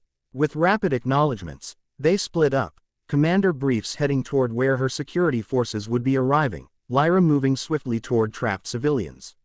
Sola phasing partially into light to address technological systems, and Goku launching himself skyward with a burst of ki that created a momentary shockwave around him. From above, Goku could see the pattern of the attack more clearly. What had initially appeared chaotic was revealed as a precise geometric design when viewed from sufficient height, a massive sigil etched across the city through strategic destruction. At its center, a plaza that had once hosted a public monument now contained what appeared to be a ritual structure surrounded by figures in the distinctive armor of the Void Collective. As Goku descended toward this central location, he encountered the first significant resistance. A squadron of enhanced Void soldiers, their bodies partially transformed by the same corruption that had affected the raiders at the sanctuary, launched themselves upward to intercept him. Unlike the raiders, however, these warriors moved with coordinated precision that suggested military training beneath the corruption. They surrounded Goku in a three-dimensional formation, energy weapons charging simultaneously. The original comes, one announced in the same multi-aired voice Goku had heard from the fused entity at the sanctuary. As prophesied, Goku repeated, hovering calmly despite being surrounded. You were expecting me. Your awakening was foreseen, another responded. The countermeasure to our master's return. The final sacrifice. That didn't sound promising. Look, Goku tried, always preferring to avoid unnecessary fighting when possible. I don't know what you think is happening here, but unleashing Chronos won't end well for anyone, including you. Chronos is but one name for the Void Primordial, the apparent leader stated. The entity beyond comprehension that will cleanse this reality of its imperfections. Your presence confirms we have reached the appointed hour. So you're definitely not going to stop this ritual thing and go home. Goku clarified, already knowing the answer. We are beyond salvation, came the unified response as corruption spread visibly across their partially transformed bodies. The Void has already claimed us. We serve only as its harbingers now. Goku sighed. I was afraid you'd say that. The Void soldiers attacked simultaneously, their weapons discharging streams of corrupt energy that converged on Goku's position from all directions. A normal fighter, even an exceptional one, would have been instantly obliterated by such a coordinated assault. Goku simply vanished. Energy streams passed through empty air, colliding with each other in a catastrophic reaction that sent several attackers tumbling through the sky. Before they could recover, Goku reappeared among them, moving with such speed that he seemed to exist in multiple locations simultaneously. With precise strikes that demonstrated both his tremendous power and his careful control, he disabled the corrupted soldiers one by one. Each blow was calculated to neutralize without killing, targeting the armor components that seemed to be channeling the corruption into their bodies. "I'm trying to help you," he told one soldier as he removed a corrupted power source from their armor with surgical precision. "This energy is consuming you from within." The soldier laughed, a hollow, disturbing sound. "We embraced consumption willingly. The void offers transcendence through dissolution." "That's not transcendence," Goku countered, dismantling another attacker's weapons system with a focused key pulse. "I've seen real transcendence. This is just destruction wearing a fancy mask." Within moments, the entire squadron had been neutralized, their corrupted technology disabled and their immediate threat contained. But Goku could sense the corruption still spreading through their bodies at a cellular level. Without intervention, they would soon be beyond saving. Remembering what he'd done at the sanctuary, Goku concentrated, reaching for that new awareness that had developed during his long imprisonment. Golden-green energy enveloped his hands as he passed them over one of the fallen soldiers, drawing the corruption outward like poison from a wound. The process was significantly more difficult than before. The corruption had integrated more deeply, becoming almost symbiotic with its host. Sweat beaded on Goku's brow as he focused his newfound abilities, purifying the twisted energy and converting it to harmless light that dissipated into the atmosphere. "There's someone else inside you," he told the unconscious soldier as the last of the corruption left their body. "Someone worth saving." One by one, he repeated the process for each fallen void warrior, aware that every moment's pent healing these enemies delayed his intervention at the ritual site. But Goku had never been able to abandon those who could be saved, even at strategic cost. By the time he finished with the last soldier, the corruption at the city's center had intensified dramatically. The geometric pattern was now visible even to normal sight, purple-black lines of malevolent energy connecting focal points throughout the city, all channeling power toward the central plaza. Goku launched himself toward this nexus with renewed urgency, his senses detecting a dangerous buildup of dimensional instability. Whatever ritual the Void Collective had initiated was approaching its critical phase. As he neared the plaza, he encountered increasingly desperate resistance, corrupted defense systems, twisted environmental elements, and more enhanced soldiers. He moved through these obstacles with efficient precision, disabling threats while minimizing collateral damage to the surrounding city. Finally, he reached the plaza's edge, and froze momentarily at what he saw. The once beautiful public space had been transformed into a nightmarish parody of a temple. The corruption had reshaped nearby buildings into twisted spires that bent inward toward a central altar. Upon this altar lay what appeared to be a crystalline structure, roughly humanoid but distorted, as if someone had attempted to create a person from fractured glass. Purple-black energy poured into this crystal form from the geometric pattern spanning the city. Surrounding the altar stood a circle of figures unlike the corrupted soldiers Goku had encountered thus far. These 13 individuals wore elaborate robes rather than armor, their faces concealed behind masks that seemed to absorb light. They chanted in a language that hurt the ears and mind simultaneously, words that shouldn't be possible to pronounce with human vocal apparatus. At the head of this circle stood a taller figure whose presence commanded attention despite their unremarkable appearance. Unlike the others, this person wore no mask, revealing features that were almost disappointingly ordinary, a middle-aged human with receding hair and academic spectacles. Their eyes suggested something amiss, entirely black from edge to edge, like holes cut into reality. As Goku assessed the situation, this unmasked figure suddenly turned, looking directly at him despite the considerable distance and Goku's effort to conceal his approach. "The original arrives," the figure announced, his voice carrying unnaturally across the space between them. "Right on schedule." The chanting stopped immediately as all 13 figures turned toward Goku. The ordinary-looking leader smiled, an expression that never reached those disturbing black eyes. "Son Goku," he greeted with unexpected politeness.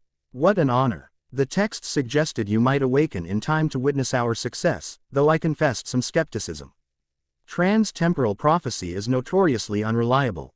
Goku descended to the plaza's edge, keeping a cautious distance from the ritual circle. "You have me at a disadvantage," he replied, studying the man carefully. Unlike the others, this leader showed no visible signs of corruption despite clearly directing the process. "Professor Anton Vale," the man introduced himself with a small, oddly formal bow. "Former Galactic Archives specialist in dimensional theory. Current Hierophant of the Void Collective." He gestured toward the crystalline form on the altar. "And soon to be the vessel for our master's consciousness." "That's your plan?" Goku asked, genuine confusion momentarily overriding his combat readiness. "Let Chronos possess you. That won't end well." Vale smiled again, patronizing. "Such a limited perspective, despite your legendary status. Possession implies unwillingness. I have spent my entire life, 372 years, thanks to certain enhancements, preparing to receive the Void Primordial's essence." 300 years, Goku repeated, surprised. "You've been planning this that long?" "Oh, much longer," Vale corrected, his tone suggesting he was enjoying the conversation despite its circumstances. "Our organization's efforts date back nearly 30,000 years. The Great Calamity was our first significant attempt, though admittedly premature. We've learned much since then." The casual admi, Saiyan that his group had caused an event that nearly exterminated humanity shifted something in Goku's normally forgiving nature. His expression hardened as the implications became clear. "You caused the calamity deliberately," he stated rather than asked. "How many people died for your attempt?" Vale waved dismissively. "Irrelevant numbers. Necessary sacrifices for greater understanding. Each partial manifestation taught us more about the Void Primordial's nature and requirements. And now you think you're ready for the real thing?" Goku challenged, his voice carrying an edge rarely rode from the usually good-natured warrior. "You have no idea what you're dealing with. I spent 50,000 years sealed with Chronos. It's not something any human could control or contain." For the first time, Vale's smug confidence faltered slightly. "You communicated with it during your imprisonment." "Not exactly communicated," Goku corrected. "But I felt its nature, its intentions. It doesn't want to transform reality or transcend anything. It just wants to consume everything, including you and everyone you've tricked into following you." The 13 masked figures stirred uneasily at these words, several exchanging glances. Vale noticed this wavering resolve and quickly reasserted control. "Propaganda," he declared sharply. "The original seeks to deny us our destiny because he fears being rendered obsolete. Why else would he conveniently awaken at this precise moment if not to interfere?" "I didn't exactly have a choice about the timing," Goku pointed out reasonably. Quote, "And I'd be happy to be obsolete if it meant Earth was safe. But what you're doing here threatens everything, not just this planet, but reality itself." He took a step forward, his voice softening with genuine concern. "It's not too late to stop this. The corruption can be purified. I've done it already with your soldiers." "Purification," Vale repeated, genuine scientific curiosity momentarily overriding his zealotry. "Fascinating. The texts mentioned your ability to manipulate ki with unprecedented precision, but nothing about purification capabilities." "It's something new," Goku admitted. "Something that developed while I was sealed away. Please, let me help you stop this before it goes too far." For a moment, uncertainty flickered across Vale's ordinary features, humanity briefly asserting itself against whatever had corrupted his mind over centuries of obsession. Then his black eyes hardened once more. "The ritual has progressed too far to be halted," he stated with finality. "The connection is established. The Void Primordial approaches the threshold. Even if I wished to stop, which I do not, the process has become self-sustaining."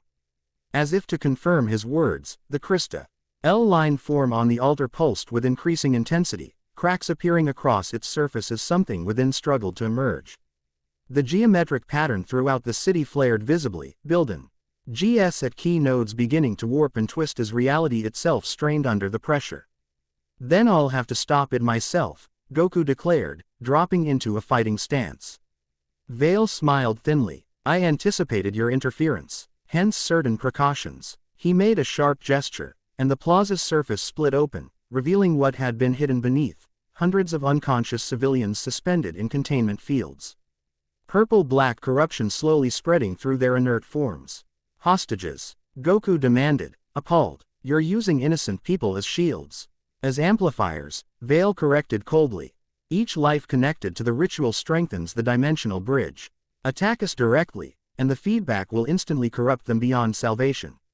Their consciousnesses will be consumed first. Feeding our master's awakening. Goku's hands clenched in rare anger. In all his years of fighting, few enemies had stooped to such calculated cruelty. Even Frieza, for all his genocidal tendencies, had maintained a certain twisted honor in direct combat. You've planned for everything, haven't you? Goku acknowledged, his mind racing through possibilities. Except one thing. Vale raised an eyebrow. And what would that be? Goku smiled. Not his usual carefree grin, but something more determined. I'm not the same fighter who got sealed away 50,000 years ago. Neither is my power. With that declaration, Goku closed his eyes, centering himself. When he opened them again, they had shifted. No longer coal black but a swirling mix of teal and gold with emerald lightning dancing across the irises. His hair lifted slightly though no wind blew, black strands momentarily shimmering with golden green highlights. Interesting, Vale observed, scientific detachment temporarily overriding concern. Some variant of the Super Saiyan transformation described in historical texts. The energy signature is unusual. I don't know what it is exactly, Goku admitted. Healing power surged through pathways that hadn't existed before his long imprisonment. But I know what it can do. Without further warning, Goku raised his hands, not toward Vale or the ritual circle, but upward. Toward the geometric pattern spanning the city. Golden green energy flowed from his palms, expanding outward in a dome that grew with astonishing speed. Unlike a conventional key barrier, this energy didn't look solid or opaque. Instead, it resembled a lattice of light that intersected with the purple-black corruption wherever they touched. What are you doing? Vale demanded, his calm poser finally cracking as he sensed his carefully constructed ritual beginning to destabilize. Creating a counter pattern, Goku explained, sweat beading on his forehead as he maintained precise control over the expanding energy lattice. Interrupting the flow without disrupting the containment fields around your hostages. The 13 masked figures began chanting again with increased urgency, pouring more power into their ritual. The crystalline form on the altar shuddered violently, cracks spreading across its surface as whatever lurked within pushed harder against the thinning dimensional barrier. Goku gritted his teeth, feeling the immense pressure as two opposing energy systems battled for dominance across the entire city. The Void Collective had spent centuries preparing this ritual, positioning every element with mathematical precision. He was attempting to counter it through sheer willpower and intuitive understanding of energy flow. Under normal circumstances, such an attempt would have been impossible. But Goku's 50,000 years in close proximity to Chronos had given him unique insight into its nature and weaknesses. His counter pattern targeted precisely these vulnerabilities, disrupting the corruption's flow while preserving the underlying reality. Vale recognized what was happening before his followers did. Impossible, he whispered, watching as Den green energy systematically unraveled connections that had taken decades to establish. No single being has the precision control necessary for this level of energy manipulation. I had a good teacher, Goku responded, thinking of King Kai, Supreme Kai, Whis, and all the others who had helped him refine his understanding of Ki throughout his life. And 50,000 years to think about what went wrong last time. The crystalline form on the altar began to vibrate at an alarming frequency, resonating with dimensional instability as the ritual's structure degraded. Cracks widened across its surface. But instead of something emerging, energy began to escape, bleeding back across the weakening bridge between realities. No, Vale shouted, abandoning his calculated demeanor entirely. The connection must be maintained. Feed it more vessels. At his command, the corruption around the hostages intensified, threatening to consume them completely. Goku felt their life forces flickering. G as the malevolent energy attempted to absorb them into the ritual. That's not happening, he declared, shifting his counter pattern to prioritize the civilians. Golden green lattices enveloped each containment field, systematically purifying the corruption while maintaining the stasis that kept the hostages unconscious and protected from the chaotic energies saturating the area. Vale watched, in growing desperation as his perfect ritual collapsed around him. You cannot comprehend what you're preventing," he shouted, black eyes widening with genuine fear. "The void primordial will not be denied its manifestation. If not here, then elsewhere, with far less control or preparation. Then we'll deal with that when it happens," Goku responded grimly. But these people aren't becoming sacrifices today. The 13 masked figures had abandoned their chanting, several fleeing as the ritual structure collapsed entirely. Others fell to their knees, the corruption they had willingly embraced turning against them as the energy flow reversed. Their bodies began to warp unnaturally, consumed from within by the very power they had hoped to control. Vale alone remained standing before the altar, his ordinary appearance finally giving way as corruption spread across his features. Black veins pulsed beneath his skin as his eyes expanded, darkness spilling beyond their natural boundaries. "You've doomed us all," he rasped, his voice distorting as the corruption consumed him. "The partial manifestation is worse than complete emergence. The void primordial will be enraged by this interference." The crystalline form on the altar suddenly shattered, releasing a blinding surge of purple-black energy that shot skyward in a massive pillar.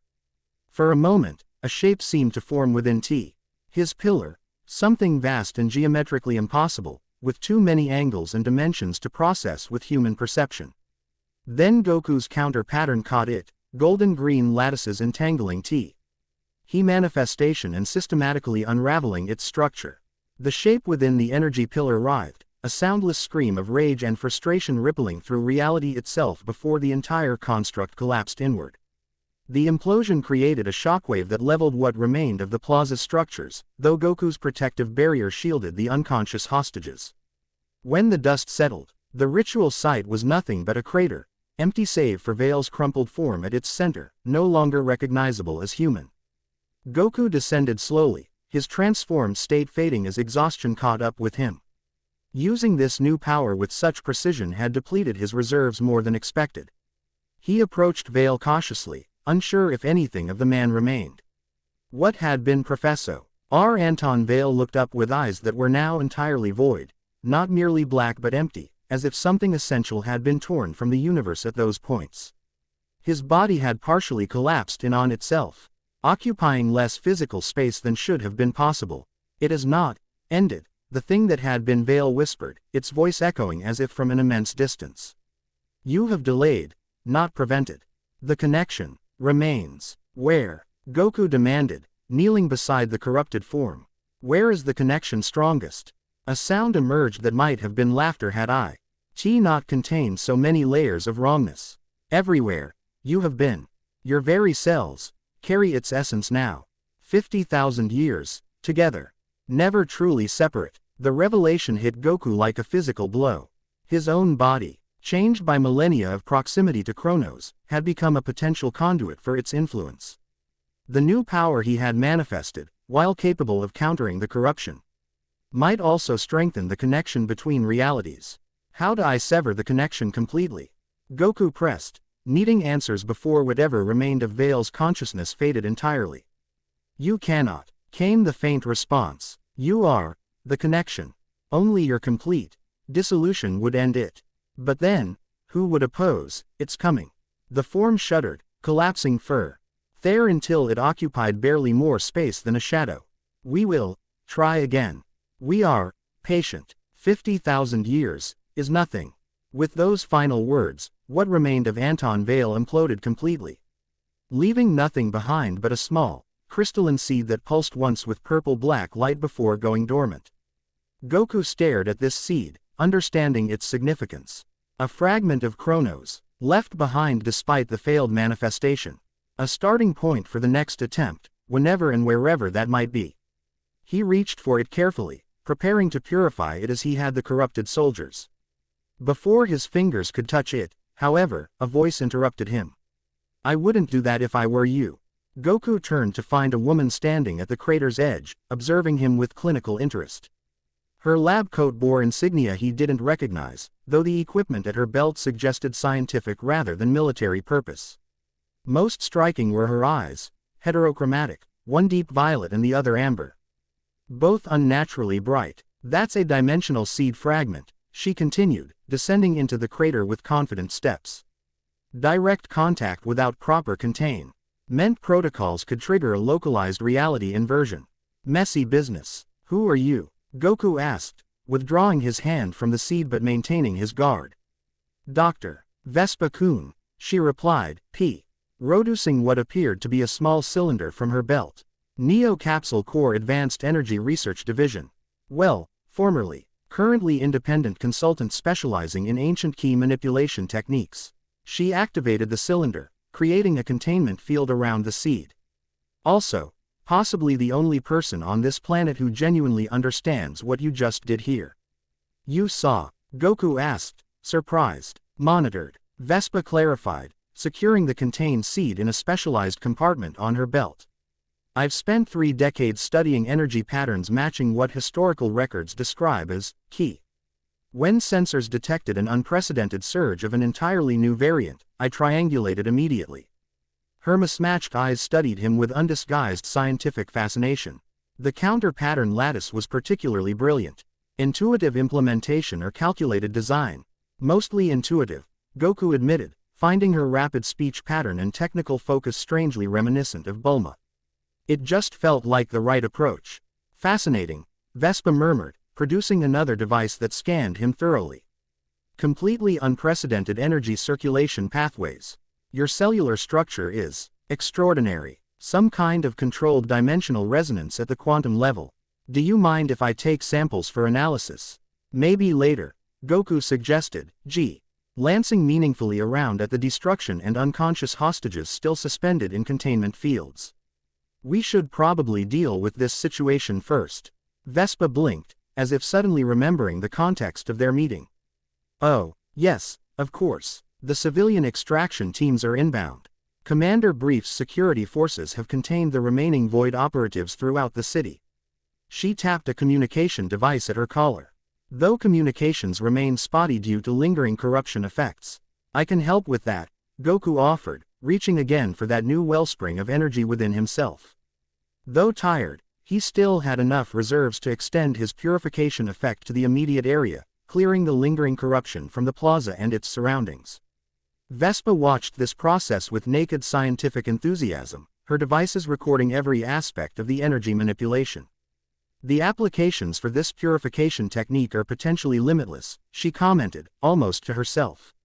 Particularly if it can be replicated or mechanically approximated.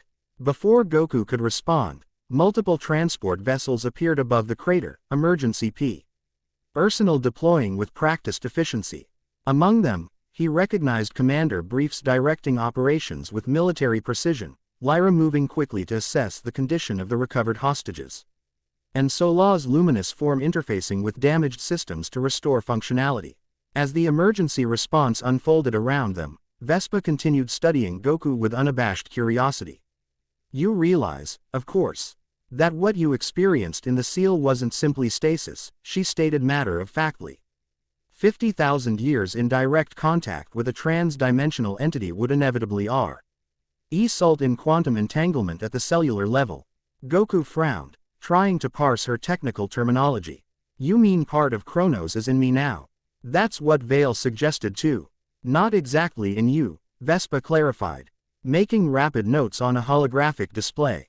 More accurately, your energy signature has harmonized with its dimensional frequency, allowing you to counter its effects directly. A perfect evolutionary adaptation for continued opposition. She looked up from her display, mismatched eyes intense. Evolution typically requires reproductive pressure over multiple generations. But your Saiyan physiology appears to have compressed this process into a single extended lifespan.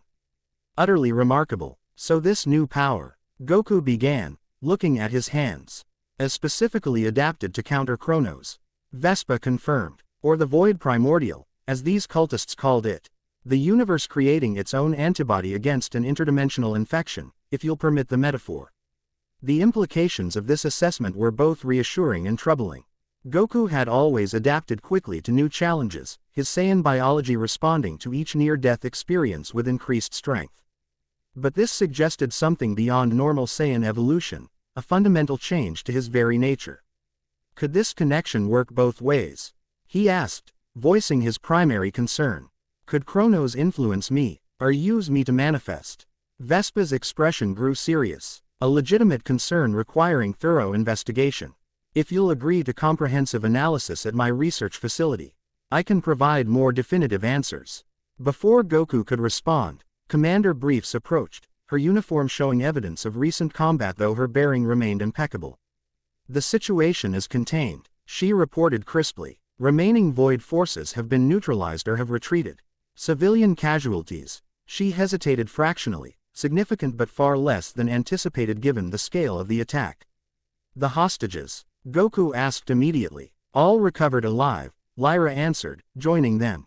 Though many will require extensive medical and psychological treatment. The corruption affected them deeply.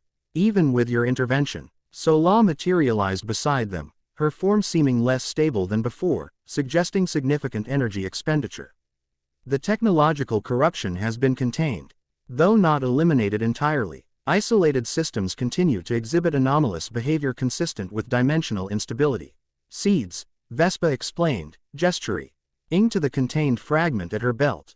The failed ritual left fragments of trans-dimensional energy throughout the affected area, each one potentially capable of serving as a focal point for future manifestation attempts. Then we need to find and neutralize them all, Commander Briefs stated with typical decisiveness. Not so simple, Vespa countered. These seeds integrate with surrounding matter at the quantum level. Conventional detection methods are inadequate for complete identification. All eyes turned to Goku, who sighed but nodded his understanding. I can sense them. The energy feels familiar after being sealed with it for so long.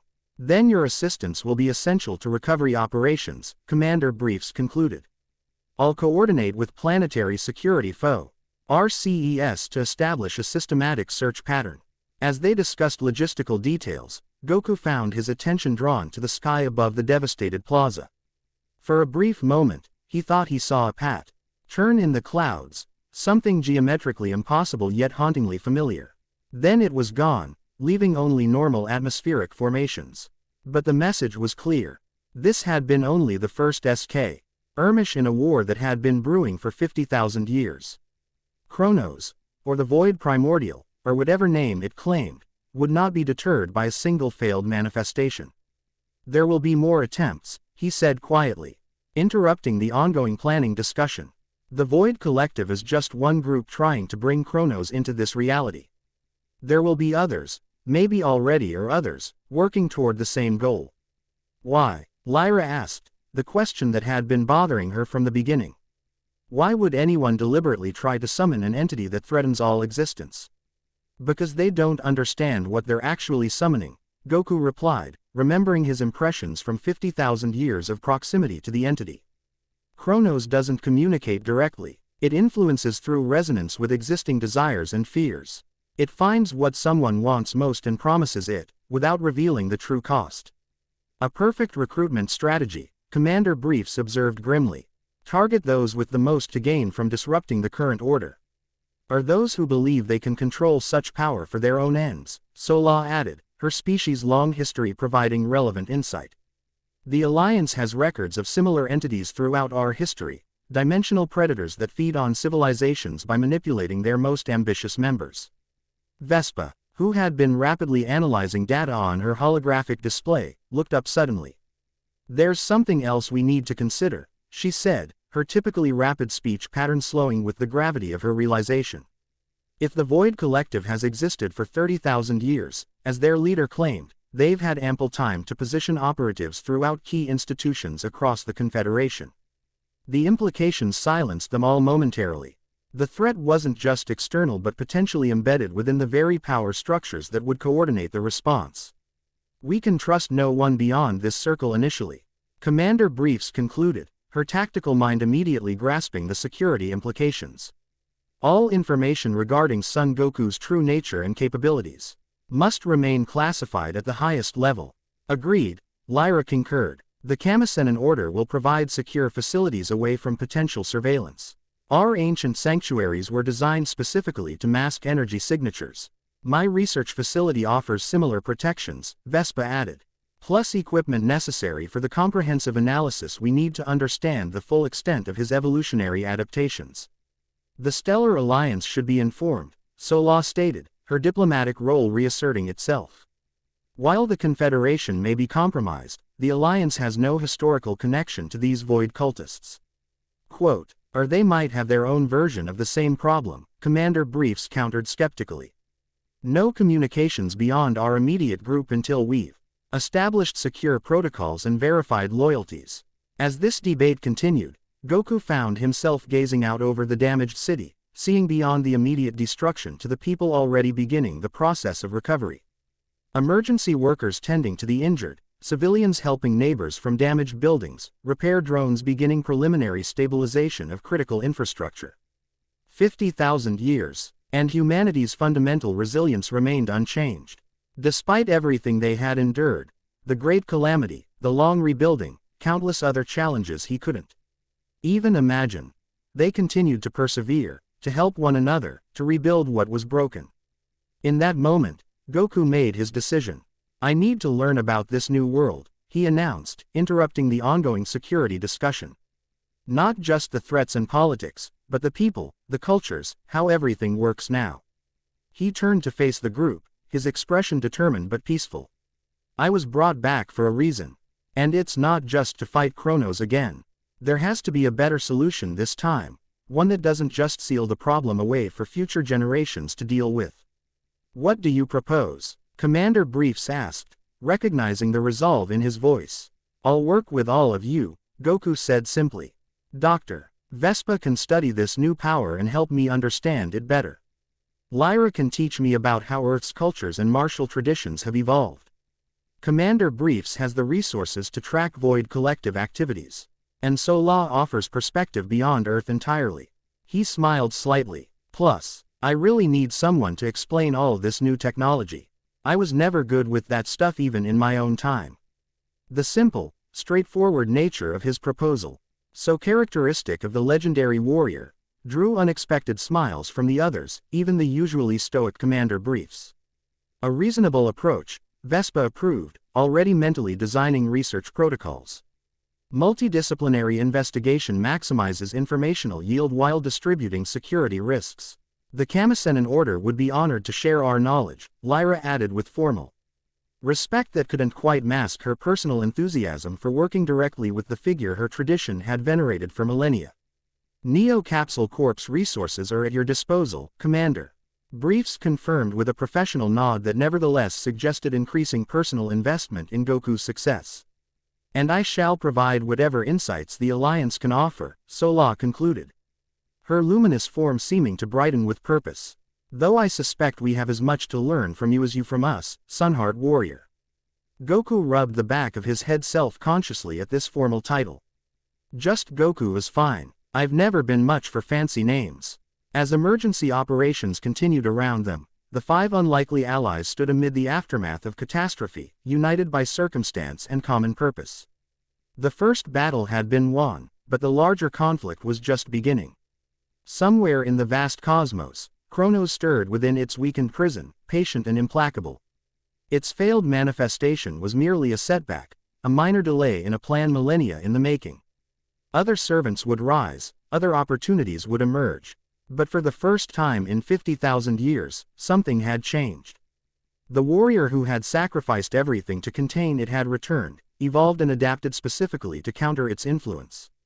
The ancient balance had shifted, and Son Goku, the once and future protector of Earth, stood ready to face whatever came next, not alone this time, but surrounded by allies from a world he was only beginning to understand. His journey had entered a new chapter, and despite everything, he couldn't help but feel a familiar excitement at the challenges ahead. After all, he had never been one to back down from a seemingly impossible fight. Chapter 2 and Chapter 3, The New Gods. Dreams had become Goku's unwelcome companions. Each time he closed his eyes, fragments of his imprisonment replayed with disturbing clarity, memories he shouldn't possess from a time when his consciousness should have been suspended. Tonight was no exception. Darkness, infinite and oppressive. You cannot maintain this prison forever, Saiyan. The voice had no source. It existed everywhere and nowhere simultaneously, a vibration that penetrated to the cellular level. Kronos didn't speak so much as resonate, each concept rippling through the void like concentric waves in a bottomless pool. I don't need forever, Goku's dream self replied. Just long enough. Laughter followed, a discordant sound like crystal shattering in reverse. Your species measures time in such quaint increments. Seconds, years, lifetimes, meaningless divisions of the infinite. The darkness shifted, coalescing into something almost tangible, a presence with mass and intention if not definite form. Goku sensed it circling him, studying him as a predator might assess unusual prey. Do you know what I am, truly? Kronos asked, its resonance shifting to a deeper, more intimate frequency.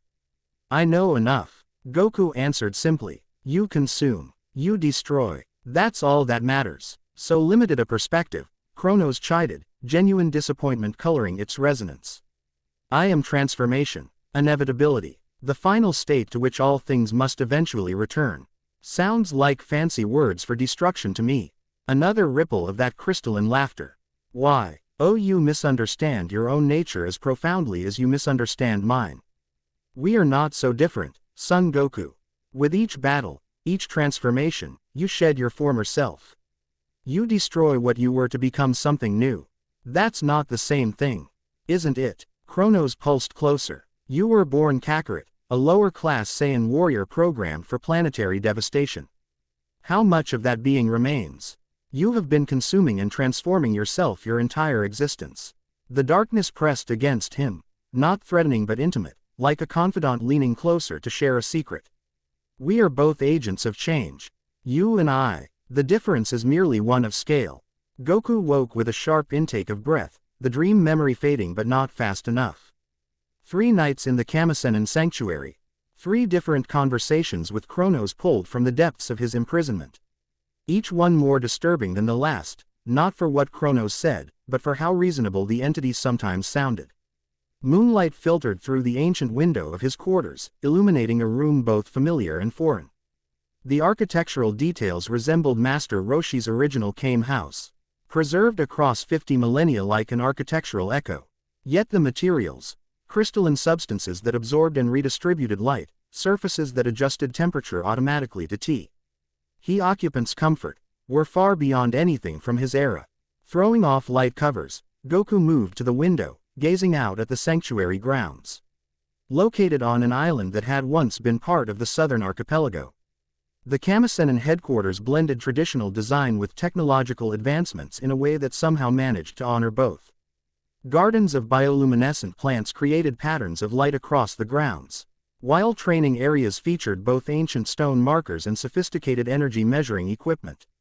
Movement caught his eye, a solitary figure practicing katas in the central courtyard. Flowing through forms Goku recognized despite their evolution over countless generations. Lyra, unable to sleep as well. Her motions displayed perfect technical execution but also something more, a personal interpretation that spoke of deep understanding beyond mere replication. Without conscious thought, Goku found himself outside, bare feet silent against the polished stone path. Lyra sensed his approach but continued her forms, completing the sequence before acknowledging him with a respectful inclination of her head. The dreams again? She asked, her voice pitched low in the pre-dawn quiet. Yeah, Goku confirmed, settling cross-legged on a meditation stone. They're getting clearer, more like memories than dreams. Lyra nodded, unsurprised. During the 3 days since the New West incident, she'd become his primary guide to this new world, patiently explaining changes while helping him process the disorientation of temporal displacement. In turn, he'd shared details about his imprisonment that he'd kept from the others, finding in her a listener who understood both the martial and spiritual implications. The Order's archives mention similar experiences among those who've had prolonged contact with entities from beyond conventional reality, she offered, joining him in meditation posture. Time functions differently in such interactions. What might seem like brief moments to your conscious mind could represent extended communication on other levels of awareness. So I really was talking to Kronos all those years. Goku frowned, troubled by the implications. I thought they were just dreams my mind created to make sense of the imprisonment. Perhaps both are true, Lyra suggested, her expression thoughtful in the garden's soft light. The boundary between dream and reality becomes permeable in such circumstances. Silence settled between them, not uncomfortable but contemplative. Eventually, Goku spoke again. We need to go to the divine realm. He stated with quiet certainty. If anyone might understand what's happening with these dreams, it would be the Kais, or whatever they're called now. Lyra's expression shifted, a mixture of anticipation and concern. The celestial concordance is not easily accessed. The divine hierarchy has evolved significantly since your era. You mentioned that before. Goku nodded. Something about Supreme Guardian Den descending. The reformation of divine authority, Lyra confirmed. Approximately 47,000 years ago, following what the texts call the Celestial Crisis. The boundary between mortal and divine realms was restructured entirely. She hesitated briefly. The old system of Kais and destroyers was abolished, replaced by the current celestial concordance. Goku absorbed this with a contemplative frown. No more destroyers. That's hard to imagine. Beerus seemed pretty convinced his job was essential to universal balance. The records suggest a fundamental shift in how cosmic energy is managed, Lyra explained. Rather than concentration of destructive authority in individual beings, the new system distributes responsibility across a council of entities called arbiters. Goku mused, trying to imagine Beerus sharing authority with anyone voluntarily. Something pretty dramatic must have happened to change things that completely. The details are considered sacred knowledge, restricted to the highest levels of the Kamisenin order, Lyra admitted. Even as Sentinel Prime, I've only seen fragments of the complete account. The sky began lightening, dawn approaching with subtle gradations of color. Both warriors watched in companionable silence as the sanctuary awakened around them, acolytes emerging for morning training. Maintenance drones beginning their daily circuits, the low hum of energy systems cycling to daytime configurations. If we're going to request access to the divine realm, Lyra finally said, we should involve the others. Particularly Drive, Vespa. Her research on dimensional boundaries might prove useful in establishing contact. And Commander Briefs, Goku added. She mentioned the NCC has protocols for communicating with the celestial concordance. Indeed. Lyra rose fluidly, stretching muscles loosened by meditation. Though I'm uncertain about including Envoy Sola, relations between the Stellar Alliance and the Concordance are complex. We bring everyone, Goku stated with characteristic directness. Each of them brings something we need, and I trust them all equally at this point. Lyra's expression softened momentarily. Trust comes easily to you, even after everything you've experienced. Not as easily as before, Goku admitted, his eyes reflecting memories of betrayals and hard lessons. But I've always been a pretty good judge of character. All four of you have good hearts, you just express it differently. The simple assessment, delivered without pretense, brug.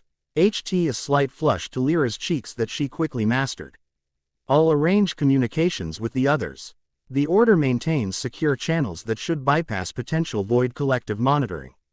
As she turned to leave, Goku called after her, Lyra, thanks for listening. About the dreams and everything. She paused, glancing back with an expression that momentarily revealed the person beneath the formal Sentinel Prime mantle. That's what friends are for, right? Goku grinned, the expression lighting his features with that distinctive warmth that transcended millennia. Right, Dr. V. ESPA-Kun's laboratory defied conventional architectural classification. Nestled within a mountain that had once been part of Japan's northern range, the facility blended seamlessly into the natural surroundings while housing technology so advanced it bordered on the mystical. Crystalline growths emerged from stone walls, functioning simultaneously as computational nodes, energy conduits, and atmospheric regulators. Gravity varied subtly between chambers, calibrated for specific experimental requirements. Most striking was the central research space, a spherical chamber where multiple transluc and workstations orbited a containment field currently housing the seed fragment recovered from New West. The fragment pulsed with malevolent purple-black energy, sending irregular distortions through the field's carefully maintained barriers. Fascinating temporal decay pattern, Vespa muttered, her heterochromatic eyes tracking data streams projected directly onto specialized corneal implants. Quantum oscillation frequency increases by exactly 1.618 times every 89 seconds, the Fibonacci sequence governing dimensional resonance. She adjusted controls with rapid precision, fingers dancing across interfaces that responded as much to thought as touch. Her usual lab attire, A modified NCC research uniform customized with numerous tool pockets and sensor arrays, showed signs of extended wear, suggesting she hadn't bothered changing in the days since acquiring the sample. Dr. Kuhn, an automated system announced, incoming secure transmission from Kamasen and Sanctuary, Priority Alpha. Vespa didn't look up from her work. Route to personal interface, continue monitoring sequence Delta 9.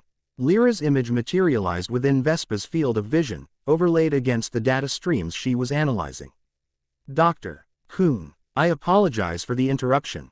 No apology necessary, Vespa replied, still adjusting containment parameters. Multitasking optimizes productivity. 17 Sapara. Te cognitive processes operating simultaneously at present. Yours makes 18. How's our interdimensional visitor adapting? Well enough, Lyra answered, momentarily nonplussed by Vespa's characteristic conversational style, rapid, technical, and without conventional social preambles. He's proposed a meeting with the Celestial Concordance to better understand Chrono's nature. Your expertise would be invaluable, particularly regarding the dimensional boundaries involved. This finally drew Vespa's full attention. Her hands paused mid-adjustment, and she blinked twice to clear peripheral data from her visual field. The Concordance. Intriguing proposition. Their dimensional manipulation capabilities exceed current scientific understanding by approximately 7 technological generations. Her mismatched eyes brightened with intellectual hunger. Empirical observation opportunities would be unprecedented. Then you'll join us, Lyra clarified, interpreting Vespa's enthusiasm correctly.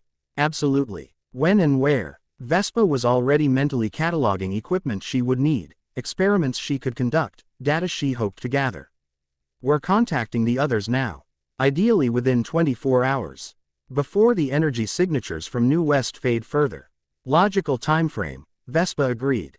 I've identified 13 additional seed fragments through remote sensing. All, maintaining quantum entanglement with the primary sample. She gestured toward the contained fragment. Each exhibits unique dimensional resonance patterns, suggesting specialized functions. Some designed for technological disruption. Others for biological corruption, several with properties I'm still analyzing. Lyra frowned. You believe they were created with specific purposes. Not just random fragments. Nothing random about their distribution, Vespa confirmed, sending a data packet through the communication link. Geometric pattern emerges when plotting locations. Intentional dispersal, not chaotic scattering from failed manifestation. Which suggests someone knew exactly what would happen when Goku disrupted the ritual, Lyra concluded grimly. This was planned. Precisely. Chess not checkers. We interrupted one move in a much larger game. Vespa's eyes narrowed thoughtfully. Someone with extensive knowledge of trans-dimensional entities and incredible foresight. Prophase. Sor Vale was likely just a well-positioned pawn. I'll share this with the others immediately, Lyra said. We'll forward coordinates for the rendezvous once confirmed. I'll be ready. Vespa's at. Tension was already shifting back to her experiments, mind racing through implications and possibilities. One more thing. Tell Goku his cellular samples are yielding unprecedented insights. The adaptive properties of Saiyan DNA combined with trans-dimensional exposure have created something entirely new. Neither purely biological nor purely energy-based. I'm calling it quantum biological evolution. I'll relay the message, Lyra promised, though her expression suggested she wasn't entirely confident she could translate Vespa's scientific enthusiasm into terms Goku would understand. After the communication ended, Vespa returned fully to her analysis, but with renewed purpose. The prospect of accessing the divine realm represented an opportunity beyond any in her considerable scientific career. While others might approach such an encounter with religious or diplomatic caution, she viewed it through the lens of pure scientific inquiry, the chance to observe and document phenomena that defied conventional physical laws. Still, beneath her analytical exterior, even Vespa felt a flutter of something akin to nervous anticipation. The gods themselves, what questions she would ask, what measurements she would take, what theories she might confirm or disprove. The fragment pulsed again in its containment field, drawing her attention back to immediate concerns. The corruption it emanated had attempted 17 different escape vectors in the past hour alone, each more sophisticated than the last. It was learning, adapting, behaving less like inert energy and more like a sentient virus probing for weaknesses. "You're not outsmarting me," she informed it matter-of-factly, implementing another containment protocol. "I've mapped 83% of your quantum structure already. Enough. 26 hours and I'll have a complete dimensional resonance profile." The fragment pulsed again, almost as if in response, before settling into a different oscillation pattern. Vespa smiled tightly, recording the change with meticulous precision. Every adaptation revealed more about its nature, bringing her one step closer to understanding the entity that had necessitated Goku's 50,000-year sacrifice. "Chess, not checkers," she repeated quietly to herself. "Let's see your next move." Neo Capsule Corps headquarters had transformed in the aftermath of the New West attack. Military personnel now supplemented the usual scientific staff. Security protocols had intensified to unprecedented levels, and entire sections had been repurposed for emergency response coordination. The once welcoming central atrium now resembled a war room, with tactical displays tracking void collective activity and corruption outbreaks worldwide. Commander Era Briefs stood at the center of this controlled chaos, issuing directives with calm efficiency that belied the pressure she faced. In the days since New West, 3 more incidents had occurred globally, smaller in scale but following the same pattern of corruption-based attacks targeting technological infrastructure. "Deploy containment teams to the Singapore Arcology," she ordered, studying sensor readings with narrowed eyes. Pattern indicates technological corruption focused on communications nodes. Priority is isolation before it reaches quantum relay stations. "Containment teams deployed, Commander," her executive officer confirmed. Estimated response time 12 minutes. "Not fast enough," Era muttered, though she kept her frustration from her voice. Without Goku's direct intervention, conventional containment measures proved increasingly inadequate against the spreading corruption. Each incident required more resources, more personnel, more time to resolve, an unsustainable trajectory if attacks continued to escalate. "Commander," her communications officer interrupted. "Secure transmission incoming from Kamisenan Sanctuary, Priority Alpha." "Route to my private office," Era directed, already moving toward the elevated platform overlooking the command center. "Continue Singapore containment operations. I want hourly updates." Her office, a transparent enclosure that allowed visual oversight of operations, while maintaining acoustic privacy, sealed automatically as she entered. The communication system activated, projecting Lyra's image above her desk. "Sentinel Prime," Era greeted her formally, though the days of coordinated response had established a working relationship that transcended their initial wariness. "Situation report. Son Goku has proposed approaching the Celestial Concordance directly," Lyra stated without preamble. Knowing the commander preferred directness, his ongoing dreams suggest deeper connections to Chronos than initially understood. Divine insight may prove necessary. Ara's expression remained neutral, though her mind immediately assessed strategic implications. The Concordance has maintained strict non-intervention policies regarding mortal affairs since the Proxima conflict. "What makes you think they'll engage now?" "Son Goku himself," Lyra replied simply. "His status transcends normal classification. The Concordance has monitored the seal for 50 millennia. They must have anticipated this moment." Era considered this, fingers absently tracing the NCC insignia embedded in her desk. The Concordance represented both opportunity and complication. Their power was unquestionable. But their politics were labyrinthine, their motivations often inscrutable to mortal understanding. "Approved," she finally decided. "NCC maintains protocols for concordance. Communication through the Celestial Embassy in upper orbit. I'll facilitate access." "Timeline. As soon as possible," Lyra answered. "Dr. Kuhn has identified a pattern in the seed fragments suggesting deliberate distribution." "This was planned, Commander." "By whom?" Era demanded, instantly alert to new intelligence. "Unknown. But someone with extensive knowledge of trans-dimensional entities and considerable strategic foresight. Someone who anticipated Son Goku's interference," Era concluded, her tactical mind immediately grasping implications. "Which means his awakening wasn't accident. All but calculated. Part of a larger strategy we're not seeing yet." "Exactly our concern," Lyra confirmed. "We're contacting Envoy Sola as well." Her perspective on extra-dimensional entities may prove valuable. Era frowned slightly at this but nodded. Logical inclusion, despite diplomatic complications. The Stellar Alliance's research into dimensional boundaries exceeds even our own. Her expression hardened with resolve. I'll arrange concordance communication protocols. Transmitting coordinates for the Celestial Embassy now. After concluding the conversation, Era remained at her desk, staring thoughtfully at nothing in particular. The emergence of pattern confirmed her worst suspicions. They were reacting to a calculated strategy rather than random incidents. Tactically speaking, they were already at disadvantage, responding to an opponent whose overall objectives remained unclear.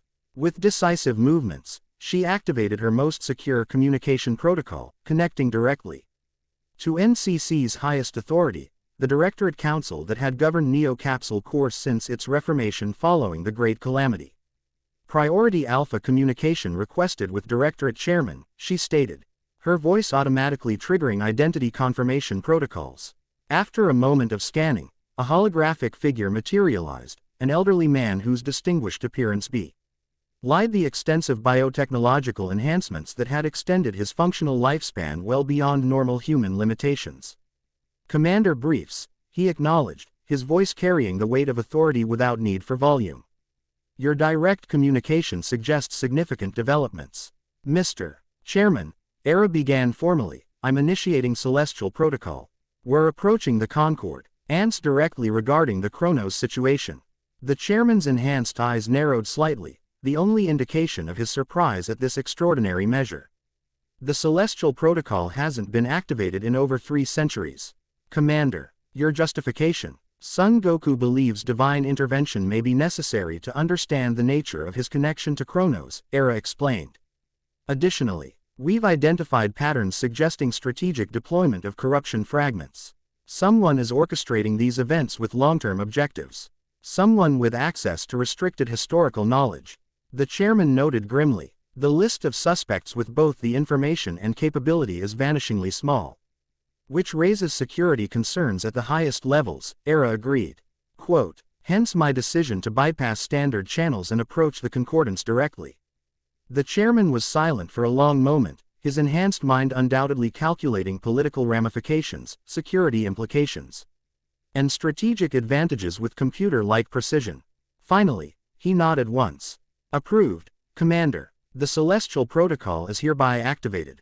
His expression remained grave. However, be advised that concordance politics are volatile at present. The arbiters are divided on several key policies, including intervention in mortal affairs. Proceed with diplomatic caution. Understood, sir, Era acknowledged. Filing away this intelligence for later consideration. I'll maintain secure protocols throughout the operation.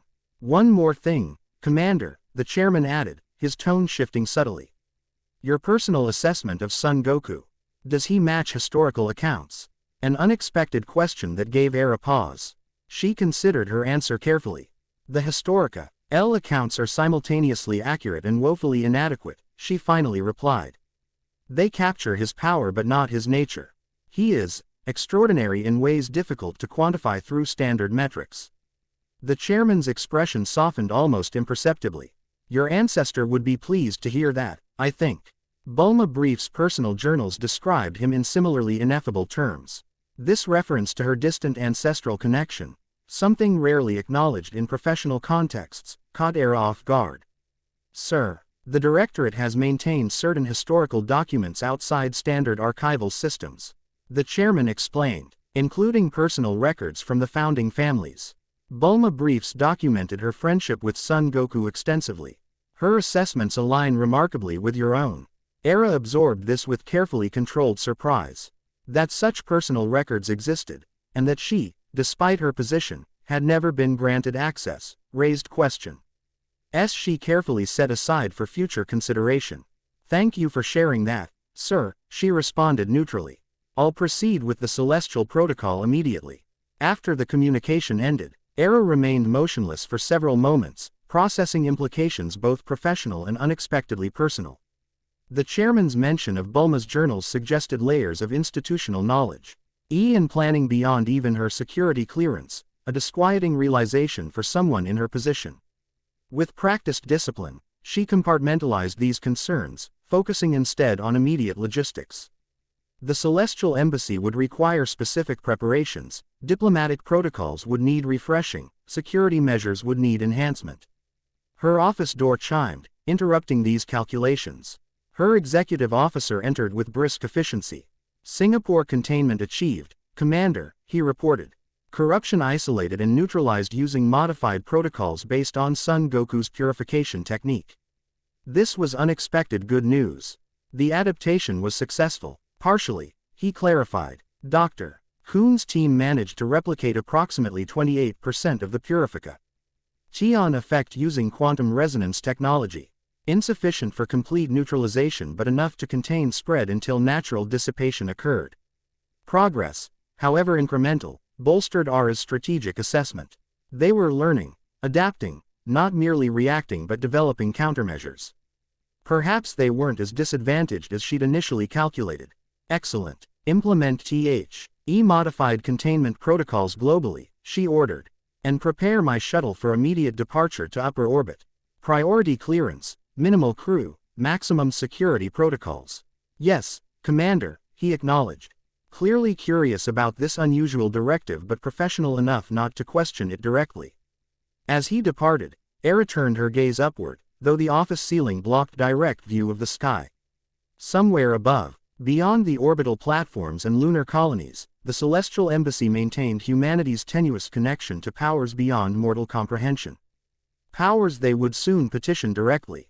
For the first time in her distinguished career, Commander Aura Briefs found herself preparing for a meeting where her extensive tactical training, political acumen, and technological advantages might prove entirely irrelevant.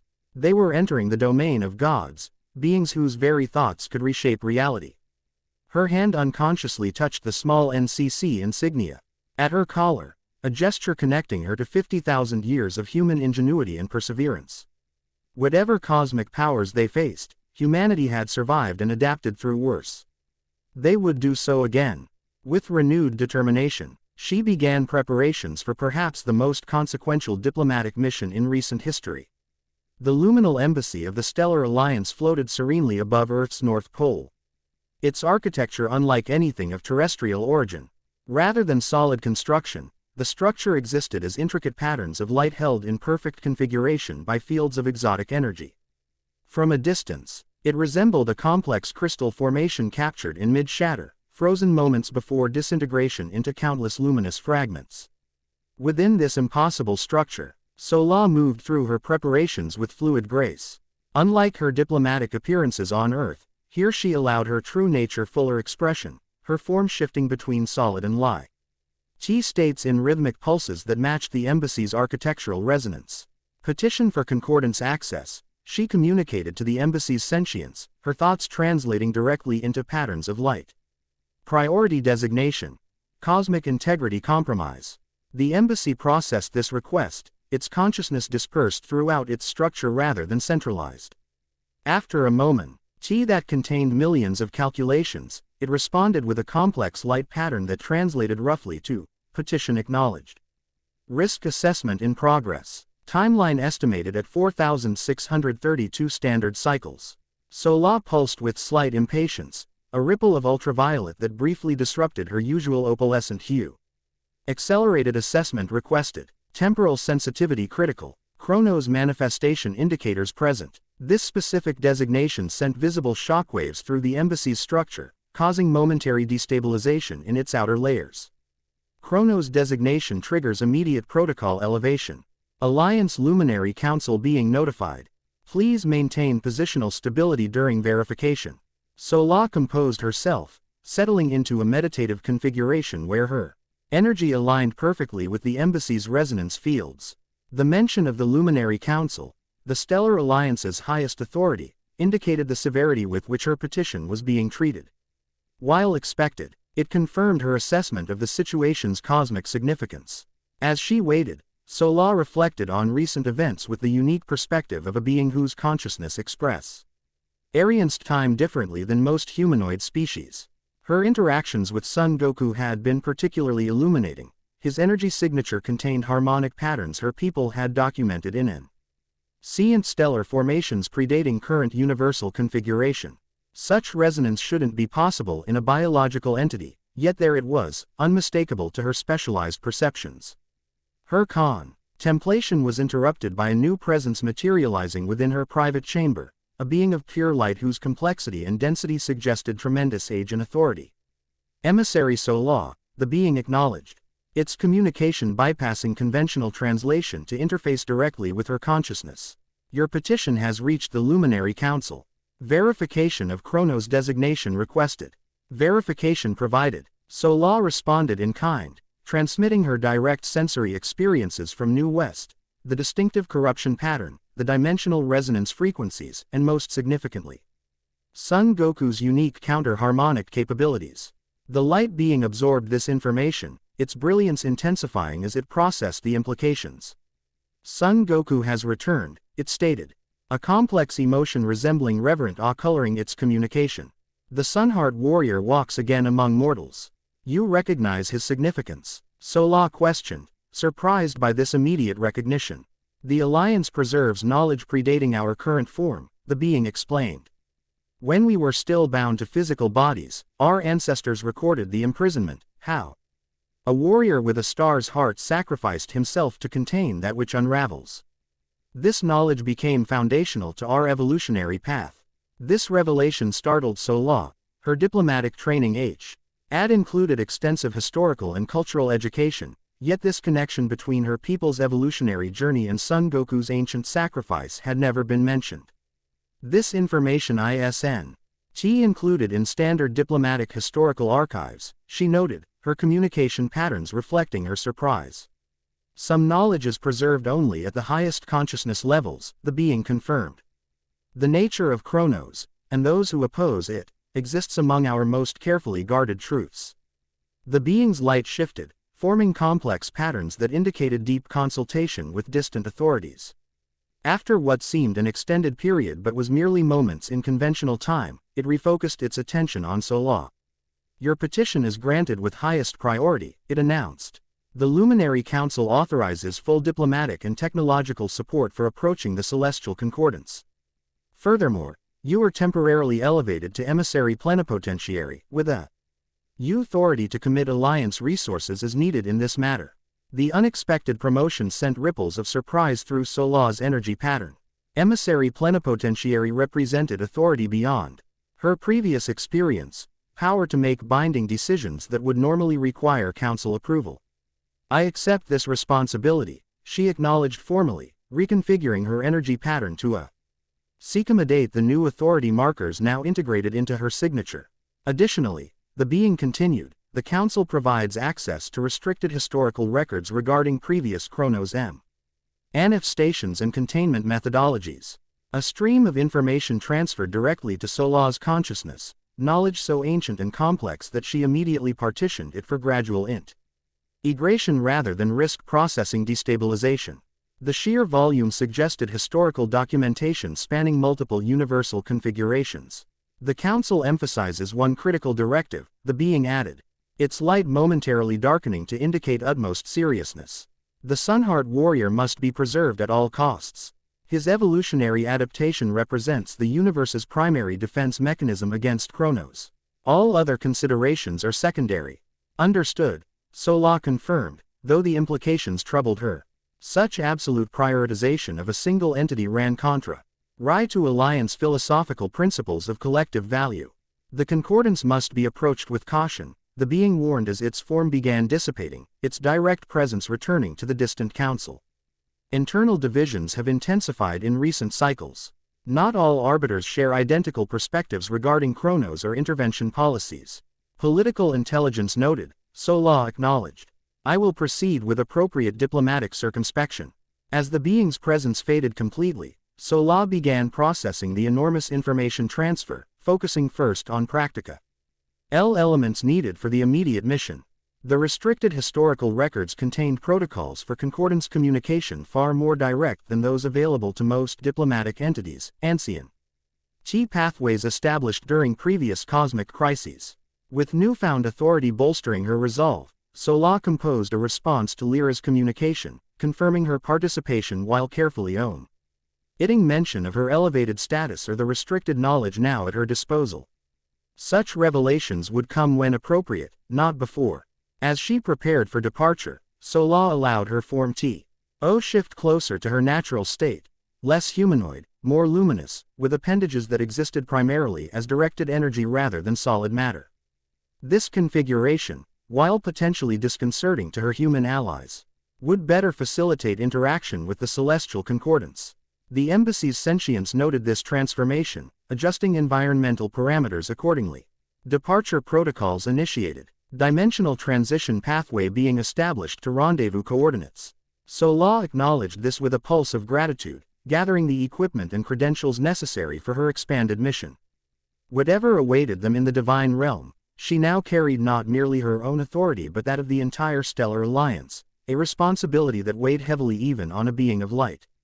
The celestial embassy existed simultaneously in orbit above Earth and nowhere at all. Its physical structure, a massive spherical construction of material that resembled mother of pearl, occupied space approximately 100,000 kilometers above the planet's surface. Yet this tangible presence was merely the anchor point for something far more significant, a dimensional interface between mortal reality and the divine realm. Approaching this impossible structure, Goku stared through the transport's viewport with undisguised fascination. "It's beautiful," he commented, watching how the pearlescent surface shifted with colors that shouldn't exist in normal space. "Reminds me a little of the Kai's planet, but bigger. Much bigger. The embassy serves as nexus point for all concordance communication throughout this galactic sector," Era explained, her commander's uniform replaced by formal diplomatic attire that nonetheless maintained NCC styling. Construction began approximately 20,000 years ago, following the third cosmic shift that restructured certain fundamental universal constants. "You mean when several star systems disappeared," Goku recalled from their earlier discussions. "Because Kronos was feeding even while sealed." Era nodded, her expression grave. "Precisely. The concordance established more direct observation posts throughout affected regions afterward. This embassy represents their most significant installation in Earth's vicinity. Their transport, a sleek NCC diplomatic vessel modified with Kamisenan stealth technology and Dr. Spa's experimental shielding, approached a docking array that emerged from the embassy's surface like unfurling petals. Vespa herself sat nearby, surrounded by monitoring equipment that recorded everything about their approach. Her heterochromatic eyes wide with scientific excitement. Dimensional resonance frequencies fluctuating precisely every 3.14159 seconds, she reported, fingers dancing across interfaces. Perfect mathematical harmony. They're using pi as a universal constant to stabilize the intersection point between realms. Is that significant? Lyra asked from her position near Goku. Her Sentinel Prime formal robes replaced by ancient ceremonial attire that connected her directly to the Kamisenan Order's founding traditions. "Revolutionarily significant," Vespa exclaimed without looking up from her readings. "Pi exists as mathematical constant across all known dimensional configurations. They're using it as dimensional anchor point, something theoretical physicists have attempted for centuries without success." Quote, Sola, who had joined them directly at the rendezvous point, pulsed with gentle amusement at Vespa's enthusiasm. Her form appeared more ethereal than during previous interactions, with distinct humanoid features but a composition that shifted continually between solid and light states. "The concordance employs numerous universal constants as stabilization mechanisms," she explained, her melodic voice carrying harmonics that seemed to complement the embassy's own resonance. "Mathematics transcends conventional reality boundaries, providing framework for trans-dimensional interactions." As their vessel completed docking procedures, Era turned to address the group with characteristic directness. "Final protocol review," she began, her tone making clear. This was not merely suggestion but essential briefing. The celestial concordance operates according to formalities incomprehensible to most mortal beings. We have been granted exceptional access due to the nature of our petition. But certain boundaries must be respected absolutely. She looked at each of them in turn, emphasizing the seriousness of her instructions. Address arbiters only when directly questioned. Maintain physical contact with the guide assigned to us at all times when moving between dimensional planes. and under no circumstances attempt to access restricted areas of the embassy without explicit permission.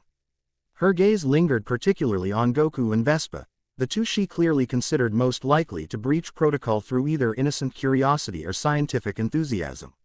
Makes sense, Goku acknowledged with unexpected seriousness. When I visited the Kai planets or Beerus's world, there were always rules about what mortals could and couldn't do. Some CES just aren't meant for regular people. Vespa nodded reluctantly, though her expression suggested scientific curiosity might eventually override caution if presented with sufficiently fascinating phenomena. The Concordance has granted our petition with unusual alacrity, Sola noted as final docking confirmation came through. Typically, mortal requests require extensive preliminary evaluatio, and before even preliminary audience is considered. Goku's presence likely expedited matters, Lyra suggested, adjusting ceremonial bracers that marked her Sentinel Prime status. If they've been monitoring the seal for 50,000 years, his awakening would register as significant cosmic event. Are they concerned? Era added pragmatically.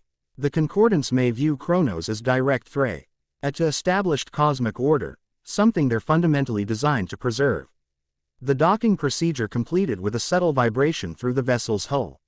Exterior sensors confirmed atmospheric compatibility, and the airlock cycled open to reveal a pearlescent corridor that seemed to extend infinitely despite the embassy's finite dimensions. Standing at the airlock's threshold was a being whose appearance defied easy categorization.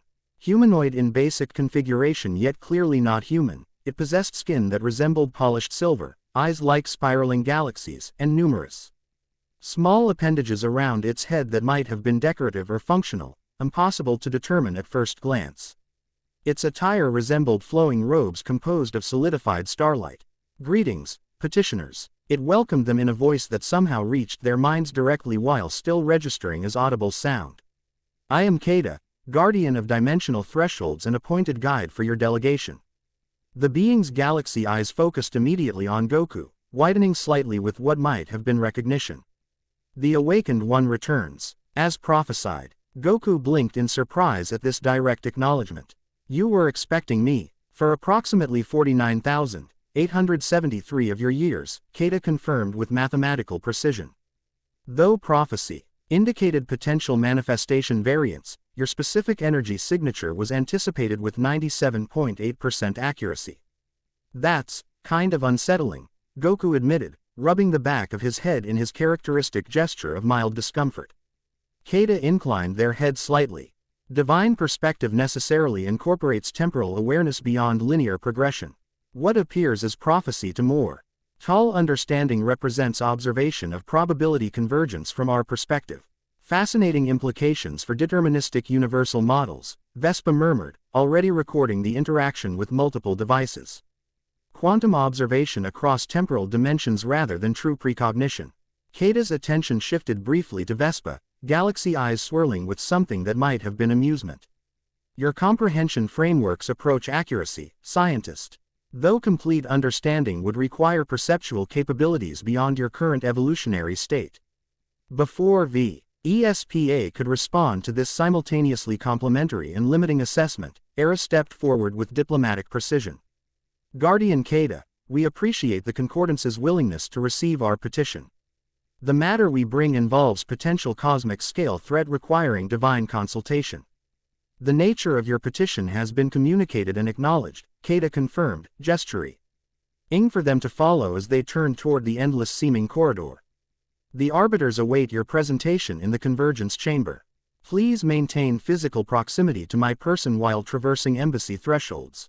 As they followed their otherworldly guide, the corridor around them began subtly shifting, dimensions altering in ways that challenged mortal perception. Walls that appeared solid became transparent at certain angles, revealing glimpses of impossible spaces beyond. Cosmic vistas, strange geometries, beings of energy and matter in configurations that defied conventional biology. The embassy exists simultaneously in 17 distinct dimensional planes, Keda explained, noting their varying reactions to the perceptual anomalies. What you currently experience represents NTS filtered reality, an interface your consciousness can process without risking perceptual damage. You're protecting our minds, Lyra realized, her spiritual training allowing her to comprehend the concept more readily than purely scientific understanding might permit. Precisely, Sentinel Prime, Kata confirmed. Direct exposure to divine realms without appropriate filtration would overwhelm most mortal neural structures. Hence the necessity for guided transition. As they progressed deeper into the embassy, Goku found himself experiencing strange moments of déjà vu, flashes of recognite. Ion despite never having visited this place before. Certain architectural elements, specific energy patterns, particular resonances in the very fabric of their surroundings triggered memories he couldn't possibly possess. "I've been here before," he murmured, momentarily stopping as a particular archway triggered intense familiarity. Or, not exactly here, but somewhere connected to here. Kata turned, studying him with those galaxy eyes that seemed to see more than physical presence. "Your imprisonment with Chronos occurred partially beyond conventional dimensional boundaries," they explained. "Certain aspects of divine architecture necessarily incorporate similar boundary conditions. What you experience is resonant recognition, not direct memory. Like how certain notes sound right together in music." Goku translated into terms he could better understand. "They're not the same note, but they belong together somehow." A smile flickered across Kata's metallic features, an expression that transformed their alien countenance into something momentarily warm and approachable. "An apt metaphor, awakened one. Your intuitive comprehension transcends your formal knowledge structure. A quality noted in historical records of your previous cosmic interactions." This brief exchange seemed to shift something in their guide's demeanor. Kata's formally precise approach softened slightly, revealing what might have been genuine personal interest beneath professional protocol. "Your arrival has generated considerable discussion among the arbiters," they continued as they resumed their journey. Voice pitched more conversationally. "Some view your awakening as fortuitous cosmic intervention. Others consider it potential destabilizing factor in established order. Politics," Era observed with knowing resignation. "Some things remain constant across all realms, it seems." "Indeed, Commander," Kata acknowledged. "Cosmic authority, like mortal governance, necessarily encompasses divergent perspectives and priorities. The concordance was established precisely to balance these opposing viewpoints through structured deliberation rather than direct conflict." "Different from the old system," Goku noted, recalling his experiences with the Supreme Kai and Destroyers. "Back in my time, the Kais created and watched over things, and Destroyers, well, destroyed when necessary. Not much deliberation involved. The reformation of divine authority fundamentally restructured cosmic governance," Kata confirmed. "The previous system, while effective for many universal cycles, proved vulnerable to certain existential threats, including Chronos' initial manifestation. They approached a threshold that differed from previous transitions, a circular opening composed of what appeared to be liquid light, pulsing with colors beyond conventional spectrum." Kata paused before this boundary, turning to address them with renewed formality. "Beyond lies the convergence chamber, where the arbiters await.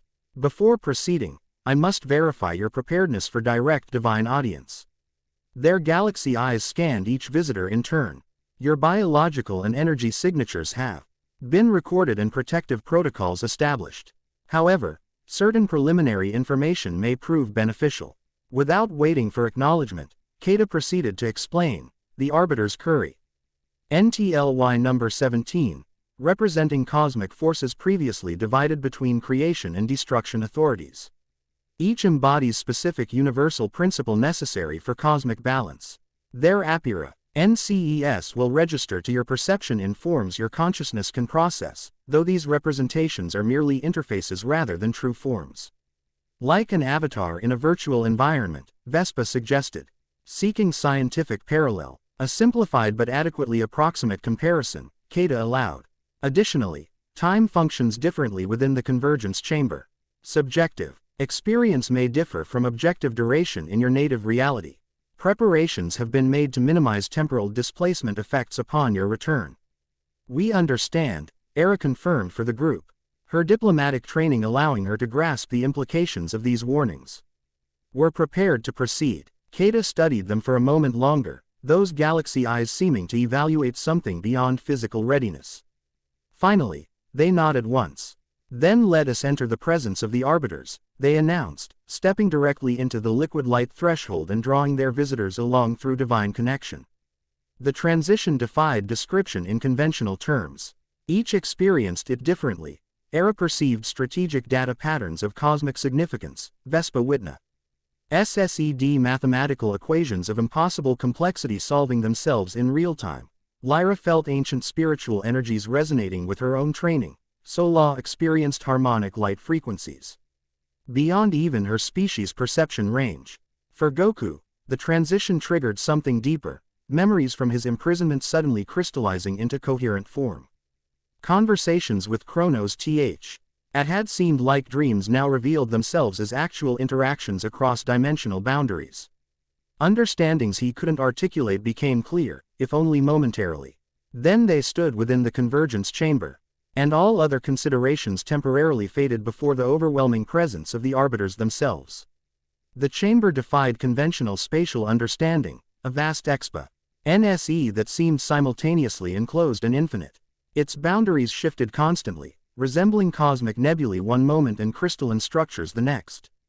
At its center floated what appeared to be a model of the universe itself. Galaxies, star systems, and dimensional boundaries rendered in perfect miniature yet somehow containing the actual essence of these cosmic elements. Surrounding this universal representation, arranged in a perfect circle, were the 17 arbiters. Each appeared unique, their forms suggesting specific cosmic principles while remaining vaguely comprehensible to mortal perception. One resembled a humanoid composed entirely of galaxies in various stages of formation. Another appeared as crystallized time, moments frozen in progressive layers. A third manifested as pure mathematical equation given sentient form. Others defied even these limited descriptions, registering in mortal consciousness as impressions rather than defined entities. Petitioners from Realm 7, Universe 3, Dimensional Plane ALPHA9, announced one arbiter whose form constantly shifted between all possible configurations of matter. Approach and present your supplication. Kata guided them forward, maintaining the protective interface that allowed them to experience divine presence without perceptual damage.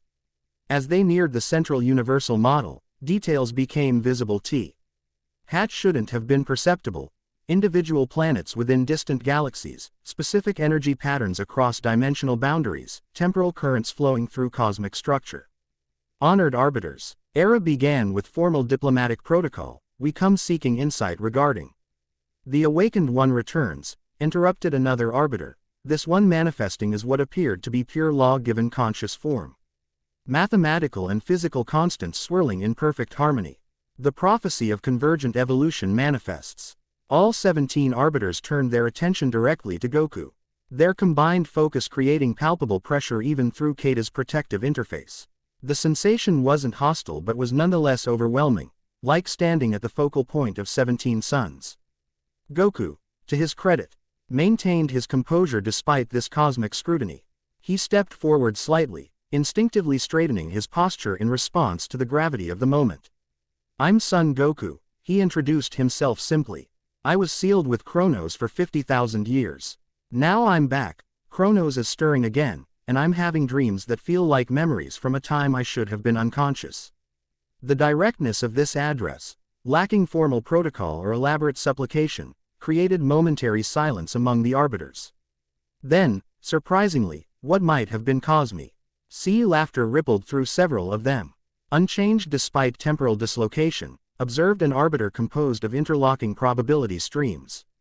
The warrior's essence remains consistent across universal cycles, yet fundamentally transformed at quantum biological level, countered another whose form suggested evolutionary principles embodied.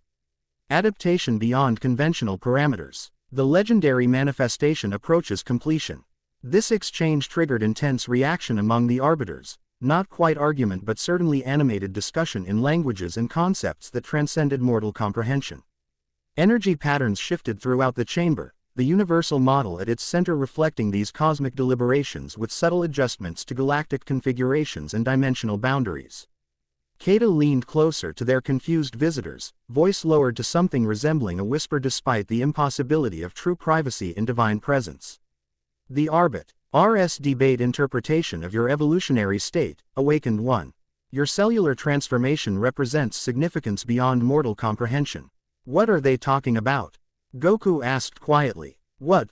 Legendary manifestation. The prophecy which anticipated your return, Kata explained, galaxy eyes swirling with complex emotion.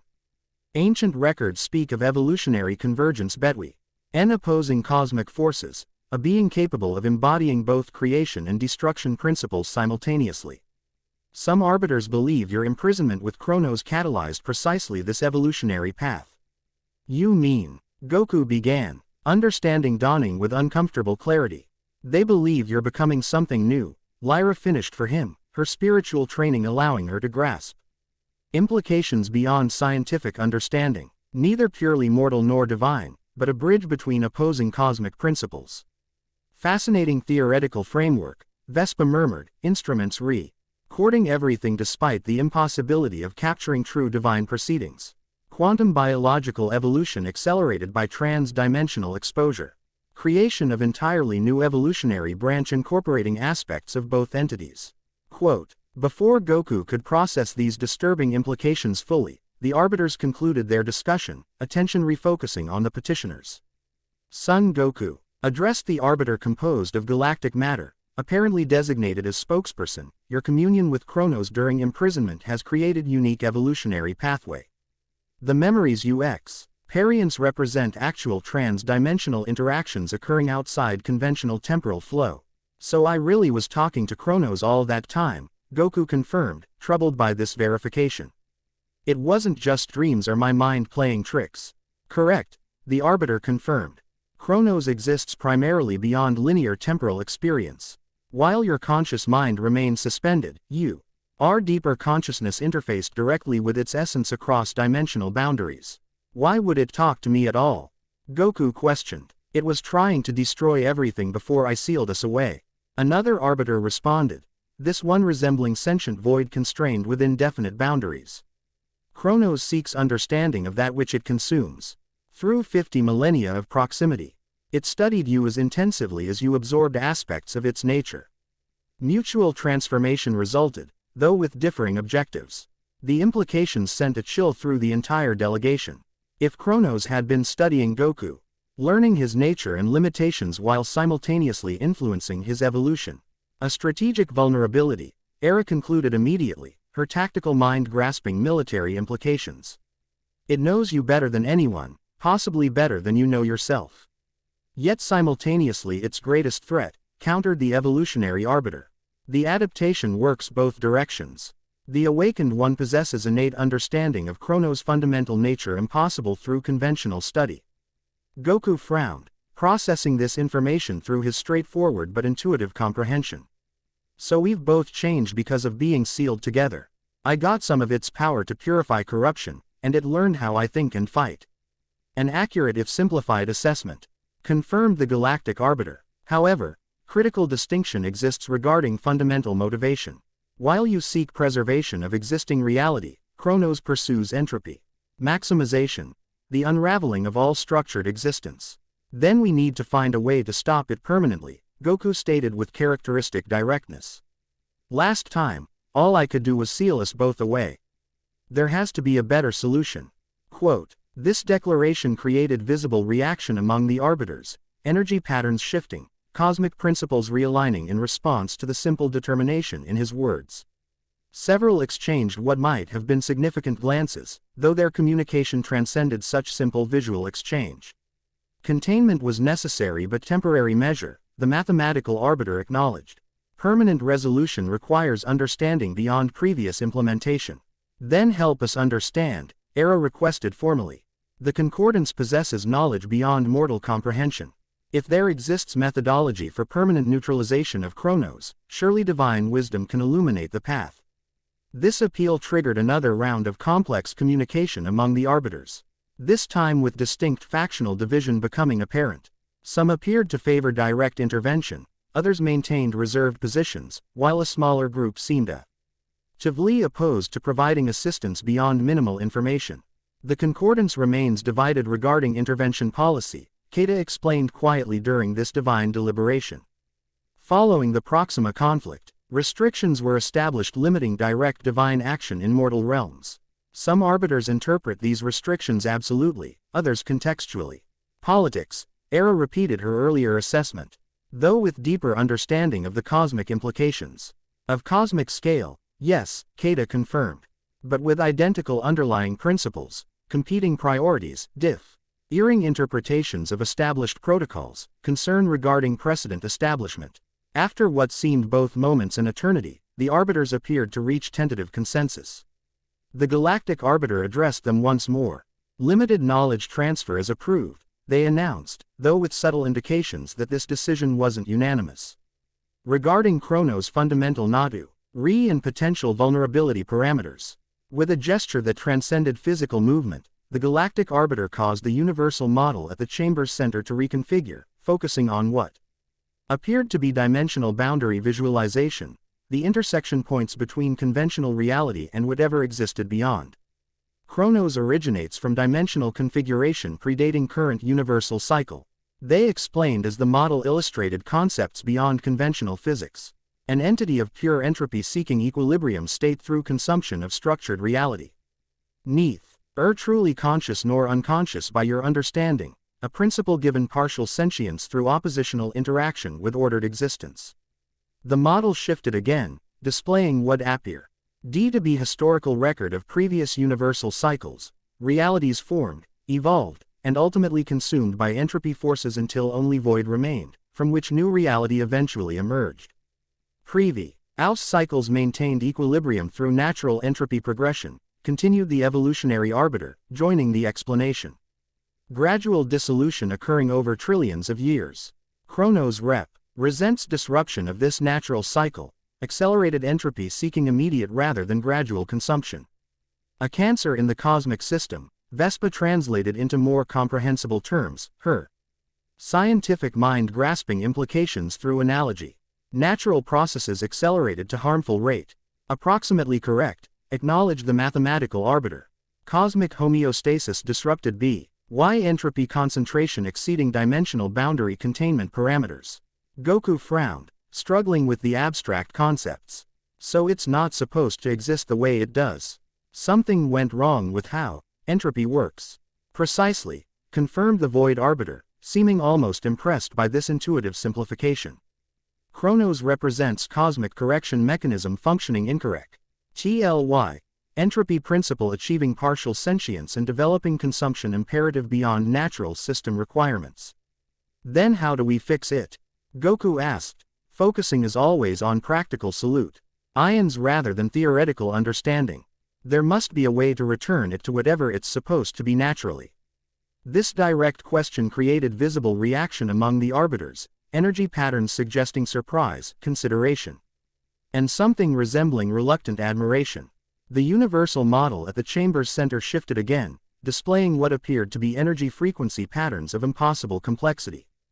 Theoretical possibility exists, the Galactic Arbiter acknowledged after apparent consultation with colleagues. Chronos maintains fundamental resonance frequency connecting it to original entropy principle. If this frequency could be purified rather than merely contained, restoration to natural function might be achieved. Purified, Goku repeated, immediately in connection to his newly developed ability. Like what I did with the corruption energy, but on a cosmic scale. Conceptually similar though vastly greater magnitude, confirmed the evolutionary arbiter. Your adaptation during imprisonment inadvertently created capability specifically aligned with this requirement. The purification ability you manifested represents evolutionary response to prolonged Chronos exposure. The universe created its own antibody, Vespa murmured, repeating her earlier assessment with renewed conviction. Cosmic immune response manifesting through biological adaptation. An apt if simplified metaphor, the mathematical arbiter acknowledged. Though implementation parameters exceed current capability levels by approximately 14,526 magnitudinal factors. This astronomical figure momentarily silenced even Vespa's scientific enthusiasm. The gap between theoretical possibility and practical implementation seemed insurmountable. Then what's the point of telling us? Era asked with undiplomatic directness born of tactical frustration. If the solution is impossible to implement. Not impossible, interrupted the evolutionary arbiter. Merely beyond current capability parameters. Evolutionary processes continue. Adaptation progresses toward necessary threshold. Understanding dawned on Lyra's face, her spiritual training allowing her to grasp implications before the others. You're saying Goku's transformation isn't complete. He's still evolving toward whatever he needs to become to purify Chronos permanently. Correct, Sentinel Prime, confirmed the Galactic Arbiter. The Awakened One's cellular structure continues adaptation process catalyzed during imprisonment. Current manifestation represents approximately 37% of theoretical maximum potential. Legendary Super Saiyan, Goku murmured, memories of Brawly and other manifestations of that mythical transformation surfacing. But different, something new. The legendary manifest. Asian represents quantum evolutionary leap beyond conventional transformation parameters, explained the evolutionary arbiter. Incorporating trans-dimensional capabilities previously inaccessible to biological entities. When fully manifested, purification potential increases exponentially. Hope kindled in Goku's expression, concrete direction after days of uncertainty. Then I need to continue this evolution somehow. Figure out how to complete the transformation. Yes, confirmed the Galactic Arbiter. Though acceleration methods remain theoretical rather than established procedure. Before further explanation could be offered, the chamber's atmosphere suddenly shifted, divine energy patterns destabilizing as what appeared to be alarm rippled through several arbiters simultaneously. Perimeter breach detected, announced the Void Arbiter, their form darkening ominously. Corruption signature identified within embassy dimensional boundaries. The universal model at the chamber's center immediately reconfigured, highlighting what appeared to be intrusion points within the embassy's complex dimensional structure. Purple-black energy, instantly recognizable as Chronos corruption, eeped through boundaries that should have been impenetrable to non-divine entities. Impossible, stated the mathematical arbiter, actual emotion breaching their usually precise demeanor. Embassy PR. Objective parameters exceed corruption penetration capabilities by infinite regression factors. Unless facilitated from within, suggested another arbiter whose form had remained relatively passive until now. This entity resembled justice embodied, perfect balance maintained between opposing forces, judgment given conscious form. This statement created immediate tension among the arbiters, divine energy patterns suggesting shock, suspicion, and growing alarm. The implication of internal compromise, divine corruption, represented unprecedented threat to cosmic governance itself. Visitors must return to mortal realm immediately, declared the Galactic Arbiter, authoritative despite the growing chaos. Embassy lockdown protocols initiating. Kata, facilitate emergency transition. Kata moved instantly, gathering their charges with urgent efficiency. We must return through dimensional threshold immediately, they instructed, galaxy eyes swirling with concern. Corruption breaches Reaper. Sent immediate danger to non-divine entities. What's happening? Goku demanded, sensing the escalating situation despite limited comprehension of divine politics. How could Chronos corruption reach this place? Analysis must wait, Kata insisted, already guiding them toward what appeared to be emergency exit portal manifesting at the chamber's edge. Current priority is your safety. The NCOR dance will address internal security concerns. As they approached the portal, however, corruption manifested directly in their path. Purple-black energy coalescing into humanoid form that resemble divine architecture distorted through malevolent lens. What should have been pearlescent beauty twisted into jagged mockery of concordance aesthetics. The Awakened One shall not depart, announce. The corrupted entity in voice that resonated with wrongness, divine harmonics distorted through entropy filter. Chronos requires his presence. Kata immediately moved to defensive position, silver. Skin glowing with protective energy that formed barrier between their charges and the corruption manifestation. Corrupted Guardian identified, they announced, voice carrying formal power beyond their previous presentation. By authority of Concordance Protocol, you are commanded to submit to purification procedures. The corrupted entity laughed, a sound that hurt mortal ears and minds simultaneously. The Concordance fragments from within. Old authorities return. New cycle begins through consumption of the previous. Without warning, it launched attack, not physically but dimensionally, tempting to disrupt the very reality fabric around them. Kata countered with precise defensive measures, maintaining protective barrier while simultaneously fortifying dimensional stability within their immediate vicinity. I cannot maintain multidimensional defense while facilitating portal transition, they informed their charges with urgent precision. Alternative evacuation protocol required. Goku stepped forward immediately, instinctively positioning himself before the others. Let me help. I've purified corruption before. Not of this magnitude, Keita warned, strain evident in their usually composed features. Divine corruption exceeds mortal purification parameters by significant factors. Maybe, Goku acknowledged, already reaching within himself for that new wellspring of power. But I have to try. Golden green energy began manifesting around him. Not the familiar Super Saiyan aura but something more intricate, like living circuitry composed of light. His eyes shifted from their natural black to teal, then further to that distinctive gold-green with lightning dancing across the irises. His hair remained black but shimmered with golden-green highlights that seemed to exist partially in another dimension. The legendary manifestation progresses, observed the evolutionary arbiter from across the chamber, momentary scientific curiosity overriding even security concerns. Accelerated by immediate threat parameters. The corrupted entity hesitated, its malevolent focus registering something unexpected in Goku's transformation. The prison changed you, it acknowledged. Voice carrying what might have been uncertainty. This was not foreseen. That's the thing about evolution, Goku replied with unexpected insight, golden-green energy forming complex patterns around his hands. It adapts to what's needed, not what's expected. With movements that combined martial precision with intuitive energy manipulation, Goku extended his hands toward the corruption. Not attacking directly but creating counter-resonance patterns similar to what he'd implemented at New West, though significantly more refined and controlled. Golden-green lattices of light intersected with the purple-black corruption, creating contact points where colors merged, struggled, and gradually transformed. Unlike his previous purification attempts, which simply converted corruption to neutral energy, this interaction seemed deeper, addressing fundamental frequencies within the corruption itself. The corrupted entity writhed as its essential nature encountered Goku's counter-frequency. Impossible, it hissed, form destabilizing where purification lattice made contact. The purification requires completed manifestation. You cannot. I can try, Goku corrected, concentratio. Evident in his features as he maintained the complex energy pattern. And sometimes trying is enough to make a difference. The counter-resonance expanded, golden-green lattice encompassing more of the corrupted entity with each passing moment. Where they connected, the corruption didn't simply vanish but transformed, returning to something resembling divine energy, though diminished and unstable. Keita, recognizing opportunity within crisis, quickly reconfigured their defensive measures to incorporate Goku's purification effect.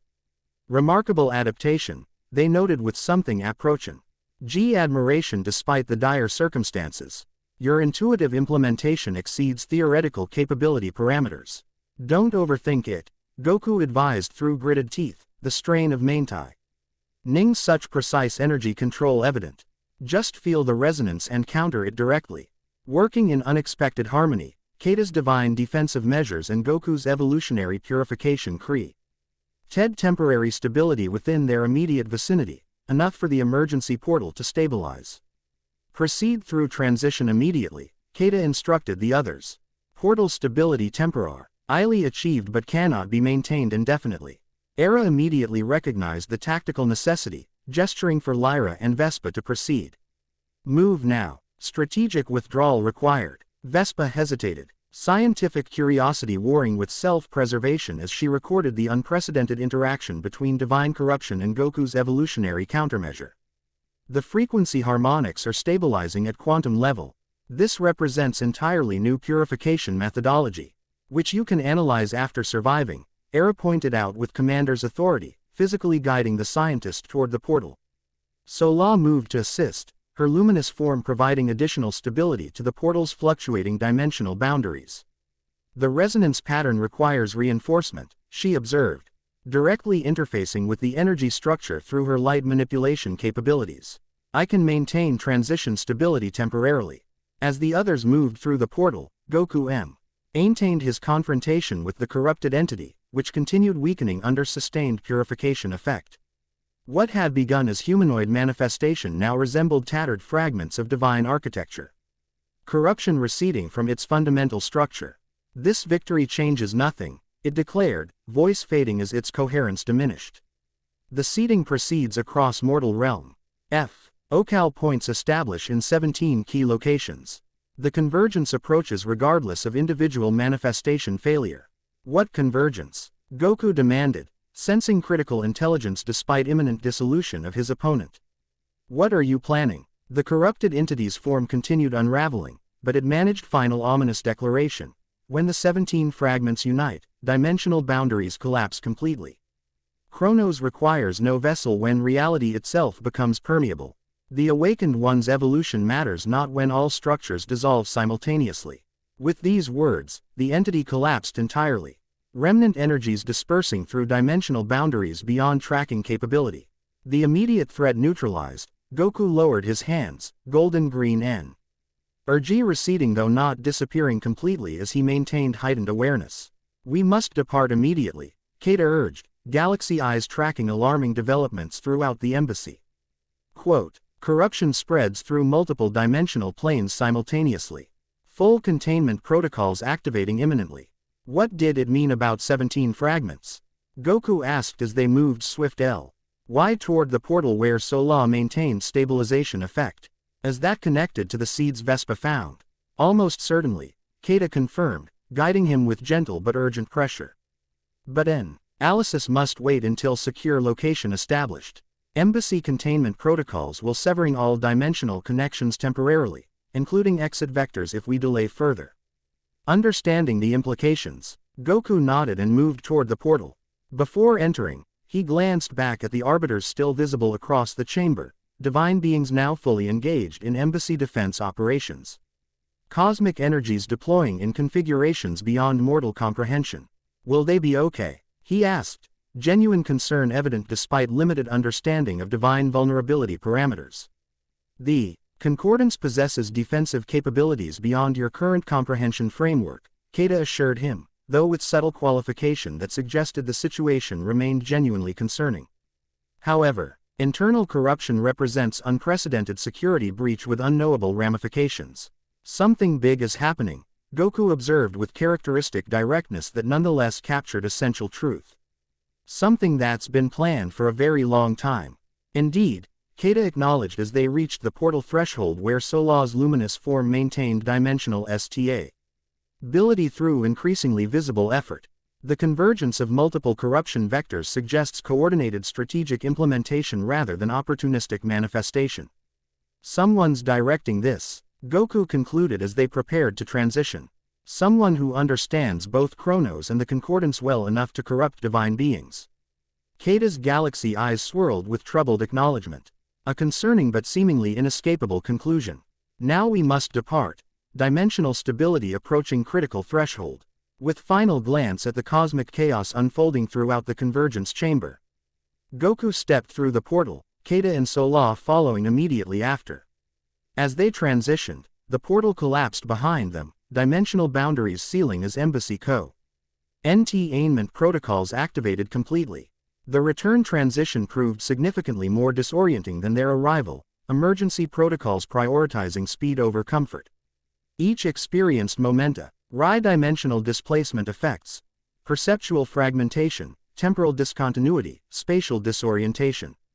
Then they materialized within their transport vessel, still docked at the embassy's physical manifestation in orbit above Earth. Emergency systems blared throughout the ship, warning of imminent danger. "Structural integrity compromised," announced the vessel's automated systems. Dimensional instability detected within docking mechanisms. Immediate disengagement recommended. Era immediately moved to command position, battlefield efficiency overriding diplomatic protocol. Initiate emergency undocking procedures. Prepare for maximum acceleration once cleared.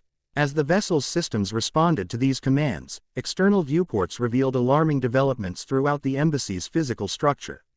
Pearlescent material darkened in expanding patterns, purple-black corruption spreading visibly through what should have been impervious divine architecture.